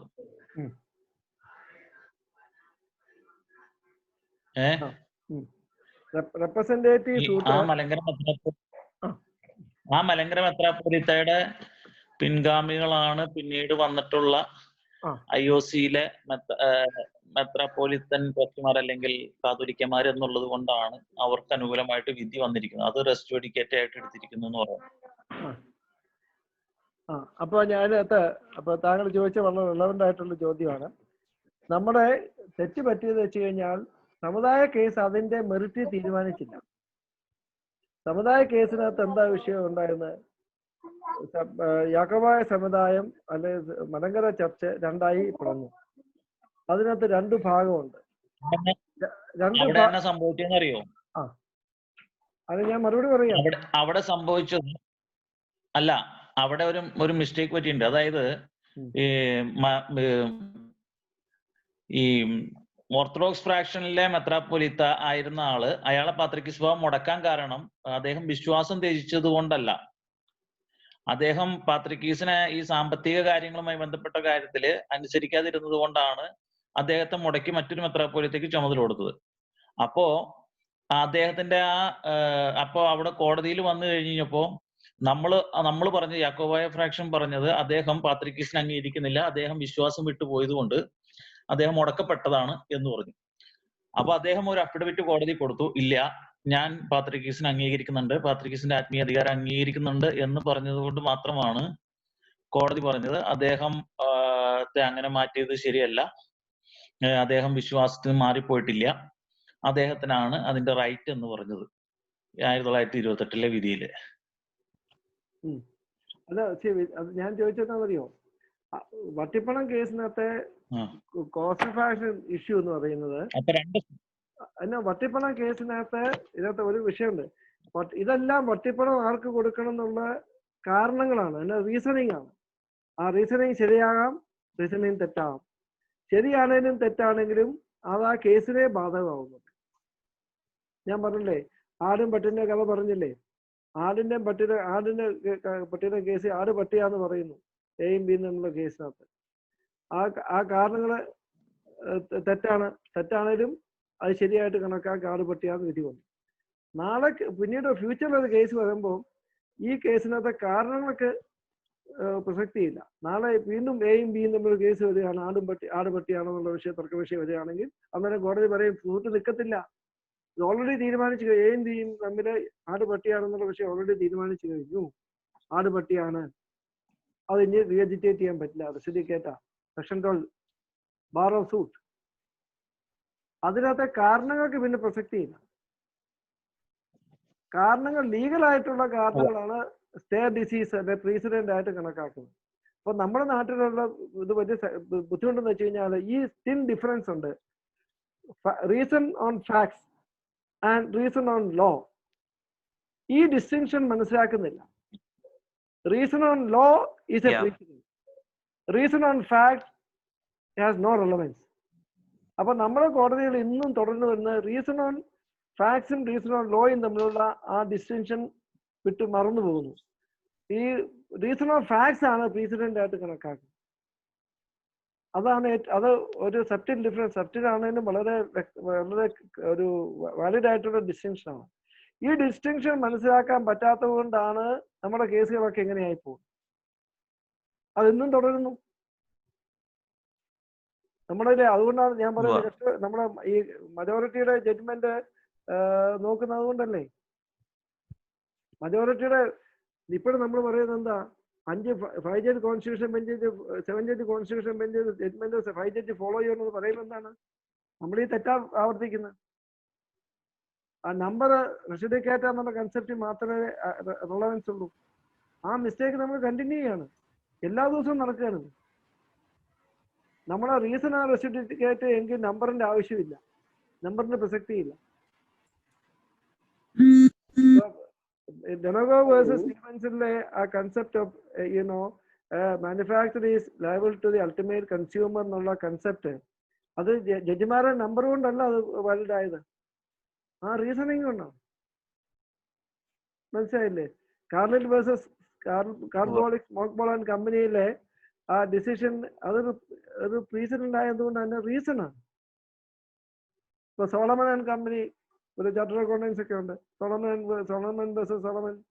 അപ്പൊ Solomon and company decision, Solomon and കമ്പനിയും സോളമനും വൈഫും മാത്രമേ സോളമൻ ആൻഡ് കമ്പനിക്കകത്തുള്ളൂ. പക്ഷെ concept of separate corporate personality. So a company body corporate is distinct from those who are the shareholders. ആ കൺസെപ്റ്റ് അത് നമ്പർ ഓഫ് ജഡ്ജുമായിട്ട് ഒരു ബന്ധമില്ല. ആ റീസൺ ആണ് പ്രസിഡന്റ്. ആ റീസൺ ആണ് പ്രസിഡന്റ് എന്നുള്ളത് നമ്മൾ മറന്നു പോകുന്നു. ഈ നമ്പറിന്റെ റിലവൻസ് റെസിഡിക്കേറ്റ് ആയിക്കകത്ത് മാത്രമേ ഉള്ളൂ. അപ്പൊ നമ്മുടെ രാജ്യത്ത് റെസിഡിക്കേറ്റ് ആണ് പ്രസിഡന്റ് ആയിട്ട് മനസ്സിലാക്കുന്നത്. അപ്പൊ ഇങ്ങനെയുള്ള തെറ്റുകൾ നിരന്തരം സംഭവിച്ചുകൊണ്ടേയിരിക്കും. അത് മനസ്സിലാക്കാൻ ചെറിയൊരു ബുദ്ധിമുട്ടൊക്കെ ഉണ്ട്. അപ്പൊ ഞാൻ പറയുന്ന സുപ്രീം കോടതി എല്ലാ ജഡ്ജ്മെന്റിനും തെറ്റാന്നാ പറയുന്നു. അപ്പൊ അത് അംഗീകരിക്കാൻ ബുദ്ധിമുട്ട് വരും. പക്ഷെ അതുകൊണ്ട് ഞാൻ പറയുന്ന കാര്യം ഞാൻ പറയുന്നില്ല, ആളുകൾ അംഗീകരിക്കാൻ പറ്റിയെന്നുള്ള പറയുന്നത്. ഇപ്പൊ നമ്മുടെ പോകുന്ന ഏറ്റവും അധികാരമുള്ള കോടതി ഏതാ? ഏറ്റവും പവർഫുൾ കോടതി ഏതാ? Court of plenary jurisdiction, empowered, competent and to embark upon any inquiry of a civil nature under the sun. ഏതാ? വക്കീൽമാരുടെ ഉണ്ടല്ലോ. ഏത് കോടതിക്കാണ്? Which is a court which is the most powerful? A court of record of plenary jurisdiction, empowered, competent and duty bound to embark upon an inquiry of any civil nature under the sun. ഏതാ കോടതി? ഈ പാവപ്പെട്ട മുനിസിപ്പാണ്. അത് എത്ര വക്കീലും അത് സാധാരണ അത് ഞാൻ പറയുന്നതാണ് ഞാൻ അബദ്ധം പറയുന്നു എന്ന് പറയുന്നു. അത് പിന്നെ എനിക്കത് വിരോധമില്ല, കാരണം ആളുകൾക്ക് അത്രയൊക്കെ ജുറിസ്പ്രുഡൻസിനെ പറ്റി അറിയത്തുള്ളൂ. സാധാരണകൾ പറയുന്നത് എന്താ, സുപ്രീം കോടതി വേണ്ടി മുനിസിപ്പൽ കോടതി ചലഞ്ച് ചെയ്യാമെന്ന് പറയും, ജുറിസ്പ്രുഡൻസ് അറിയാവുന്നവർക്ക് അറിയാം അത് ശരിയാണ്, അല്ലാത്തവർ പറയും അത് തെറ്റാണ്. അപ്പൊ നമ്മുടെ ഇപ്പൊ ഞാൻ പറയട്ടെ, നമ്മൾ ലാറ്റിൻ ഉപയോഗിക്കുന്നവർ പോലും ആക്ഷേപിക്കുന്ന രാജ്യമാണ് നമ്മുടെ ലീഗൽ സിസ്റ്റം. കോമൺ ലോ വന്ന ഇവിടുന്ന കോമൺ ലോയുടെ 4 സോഴ്സ് ഉണ്ട്. മോസ്റ്റ് ഇമ്പോർട്ടൻറ്റ് സോഴ്സ് എന്ന് പറയുന്നത് റോമൻ ലോയാണ്. Roman law, statutes, precedent and custom, ഇതാണ് കോമൺ ലോ എന്ന് പറയുന്നത്. അതിൻ്റെ അകത്ത് ഏറ്റവും ഇമ്പോർട്ടൻറ്റ് സോഴ്സ് ഓഫ് ലോ എന്ന് പറയുന്നത് റോമൻ ലോ ആണ്. ആ റോമൻ ലോ ലാറ്റിനാണ്, വേറൊരു മാർഗവുമില്ല. ഇംഗ്ലണ്ടിൽ 17th സെഞ്ചുറിയിൽ 18th സെഞ്ചുറിയിൽ ലാറ്റിൻ അബോളിഷ് ചെയ്യാൻ വേണ്ടി ആക്ട് കൊണ്ടുവന്നു. അത് 2 വർഷം കഴിഞ്ഞപ്പോൾ ആക്ട് അത് അവർ റിപ്പീറ്റ് ചെയ്തു. അപ്പം പല ലാറ്റിൻ വേർഡ്സിന് നമുക്ക് സബ്സ്റ്റിറ്റ്യൂട്ട് ഇല്ല. അപ്പൊ ഞാൻ പറയും, ഈ റെസിഡിക്കേറ്റെന്ന് വക്കീലന്മാർക്കറിയാം, റെസിന്റെ ആദിവാസികളുടെ പരിചയമില്ല. അതുകൊണ്ടാണ് പലപ്പോഴും കുഴപ്പം വരുന്നത്. നമ്മുടെ രാജ്യത്തെ ജഡ്ജ്മെന്റ്സ് വായിച്ചു നോക്കിയുള്ളൂ, റിവ്യൂവിനെ പറ്റിയൊക്കെ ഒരു പ്രോപ്പർ ജഡ്ജ്മെന്റ്സ് ഇല്ല. സങ്കടകരമാണ്. ഇതുപോലെ എന്തെല്ലാം അബദ്ധങ്ങൾ വന്നിട്ടുണ്ട്. ഞാൻ പറഞ്ഞ ബാങ്കിങ്ങിനെ പറ്റി പറയുന്നത്, ഈ ലോകത്ത് എവിടെയും അങ്ങനെ ഉണ്ടോ? ഇവിടെ നമ്മുടെ ബാങ്കിങ് സെക്ടറിനകത്ത് SARFAESI act, RDBF act, NCLT, ഈ എത്ര ഫോറമാണ്. ഒരു നിങ്ങളുടെ CPC വായിക്കുക, ഓർഡർ 1 റൂൾ 1 CPC എന്താ? all parties, all forum, all parties, all controversies go to one forum and allow its decision to be final. അതാണ് pyramid. Legal system is built on pyramidical. എന്നാലേ system നിൽക്കാൻ പറ്റുള്ളൂ. ഇത് ഈ fundamental principle അറിയാതെയാണ് അങ്ങേയറ്റം ബഹുമാനിക്കുന്ന അന്ത്യാദിനെ ഡ്രാഫ്റ്റ് ചെയ്ത ആണ് സർഫേസി ആക്ട്. അപ്പൊ that is against the concept of estoppel residicata. അതുകൊണ്ടാണ് അവരിപ്പോ നോക്കുന്നത്. ഞാൻ ബാങ്കിങ് കേസുകൾ ആരാൻ ഡീൽ ചെയ്യുന്ന ആളാണ്. അവിടെ ഒരു കേസിനകത്ത് ഒരു ലോൺ അക്കൗണ്ടിന് മേലെ മിനിമം 25 കേസ് വരും, 25 എസ്. അപ്പം ഇതൊന്നും എന്റെ കണ്ടുപിടുത്തങ്ങളല്ല. ഞാൻ CPC എന്റെ കയ്യിലിരിക്കുന്നു. ഓർഡർ 1 റൂൾ 1 CPC എന്താണ്? ഞാൻ വായിക്കാം. Order 1 rule CPC. All persons may be joined in one suit as plaintiff where any right to relief in respect of, arising out of the same act or transaction or series of acts or transaction is alleged to exist in such person, whether jointly, severally, or in the alternative. So, in a suit, all parties, all causes, all controversies should be brought in one forum and allow its decision, right or wrong, to be final, subject to appeal. That is what the CPC. So CPC is a codification of the common law principle, and you will find the doctrine of estoppel all throughout embodied in the Act. Section 10, stay of suit. Section 11, residicata. Section 12, bar of suit. Then Order 1 Rule 1 CPC, Order 1 Rule 2 CPC, Order 2 Rule 2 CPC, Order 20 CPC, Order 1 Rule 8 2 CPC. Section 38 of Specific Relief Act, Section 41 of Specific Relief Act, is all on the doctrine of cause of action estoppel. All forum, all causes, all controversies go to one forum and allow decision to be final, binding and authoritative. ഇതറിയാതെയാണ് ഈ SARFAESI act ഒക്കെ ഉണ്ടാക്കിയിരിക്കുന്നത്. ഞാൻ ഒരു article എഴുതിയിട്ടുണ്ട്, ഇഗ്നറൻഷ്യ ജുഡിസിസ് കലാമിറ്റാസ് ഇന്നസാൻഡിസ് എന്ന് പറഞ്ഞൊരു ബാങ്കിങ്ങിനെ പറ്റി ഒരു ആർട്ടിക്കിൾ എഴുതിയിട്ടുണ്ട്. ഞാൻ അയച്ചു തരാം, ആർക്ക് താല്പര്യമുള്ളവർ വായിക്കും. എന്നിട്ട് ഞാൻ പറയുന്നൊന്നും അംഗീകരിക്കേണ്ട, ക്രിട്ടിസൈസ് ചെയ്യൂ. അപ്പൊ ഇവിടെ എല്ലാം അപ്പം ഈ അബദ്ധങ്ങൾ ഒരുപാടുണ്ട്. അബദ്ധങ്ങൾ ബാങ്കിങ് ലോ മുഴുവൻ നശിച്ചു പോയി, അവസാനമില്ല. നമ്മുടെ ബാങ്ക്സിലെ പൈസ റിക്കവറി ഒരു മാർഗവുമില്ല. ഇപ്പൊ എന്താ ചെയ്യുന്നത്? അതുകൊണ്ട് ഒരു നിയമമില്ലാതെ പെറ്റീഷൻ അങ്ങനെ അതുകൊണ്ട് ഇങ്ങനെയുള്ള നിയമം ഉണ്ടാക്കി എന്താ പറ്റിയത്? ഇത് എൻഫോഴ്സ് ചെയ്യാൻ പറ്റില്ല, മൾട്ടിപ്ലിസിറ്റി ഓഫ് പ്രൊസീഡിങ്സ് ആയി. സോ ഇൻട്രസ്റ്റോ റിപ്പബ്ലിക്കോ ഉത്സിറ്റ് ഫിനിറ്റ് ലിറ്റിയം. It is in the interest of the republic, that is finality of litigation. ഫൈനിറ്റ് പിരമിഡാണ്. ഇപ്പം ബാങ്കിങ് സെക്ടറിനകത്ത് പിരമിഡ് റിവേഴ്സ് ചെയ്താലും ഇൻഫിനിറ്റ് ആയി, അന്ത്യമില്ല. അപ്പോൾ സിസ്റ്റം നശിച്ചു, അൺവർക്കബിൾ ആയി. അപ്പൊ ഉടനെ എന്ത് ചെയ്തു? ഇപ്പൊ ബോറോവറെ കേൾക്കാതെ മൈസൂർ ഉത്തരവിടുന്നു. അങ്ങനെയുള്ള സിസ്റ്റത്തിലേക്ക് പോയി. കാരണം എന്താ? മാർഗമില്ല. അതിന്റെ ശരിയായിട്ടുള്ള തകരാറ് എവിടെയാ പറ്റിയത്? ഈ എനാക്ട്മെന്റ്സിനകത്താണ്. അത് കറക്റ്റ് ചെയ്യണം. ഇപ്പൊ നമ്മളെ ജുഡീഷ്യറി കൂടുതൽ ബുദ്ധിമുട്ടിലേക്ക് വരിക. ഈ പി എ എന്ന് പറഞ്ഞ്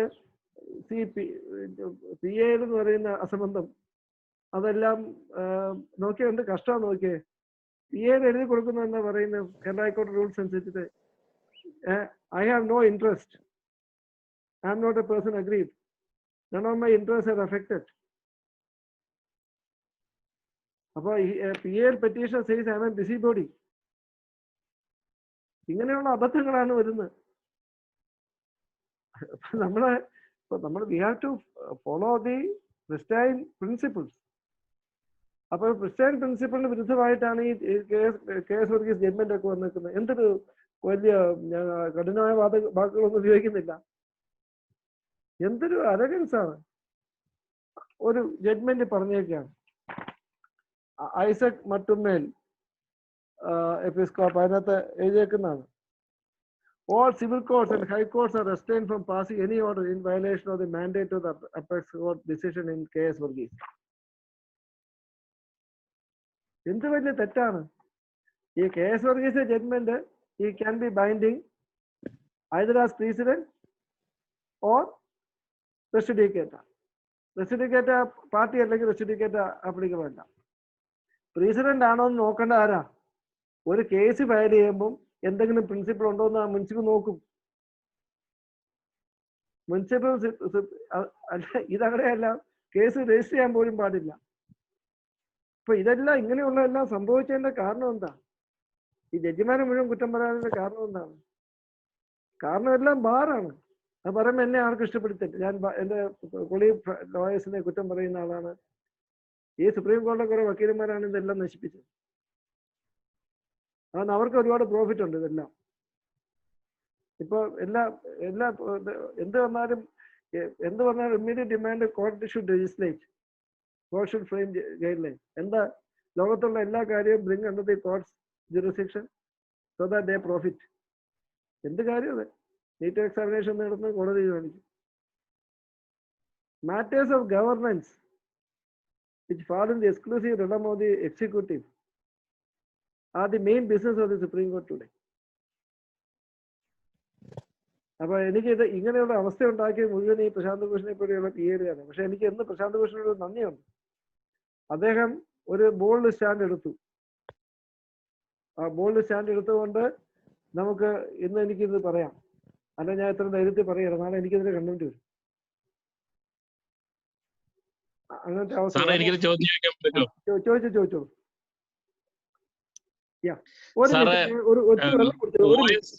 ഒരു മിനിറ്റ് ഞാൻ വെള്ളം കുടിച്ചോളൂ. ഒറ്റ സെക്കൻഡ്.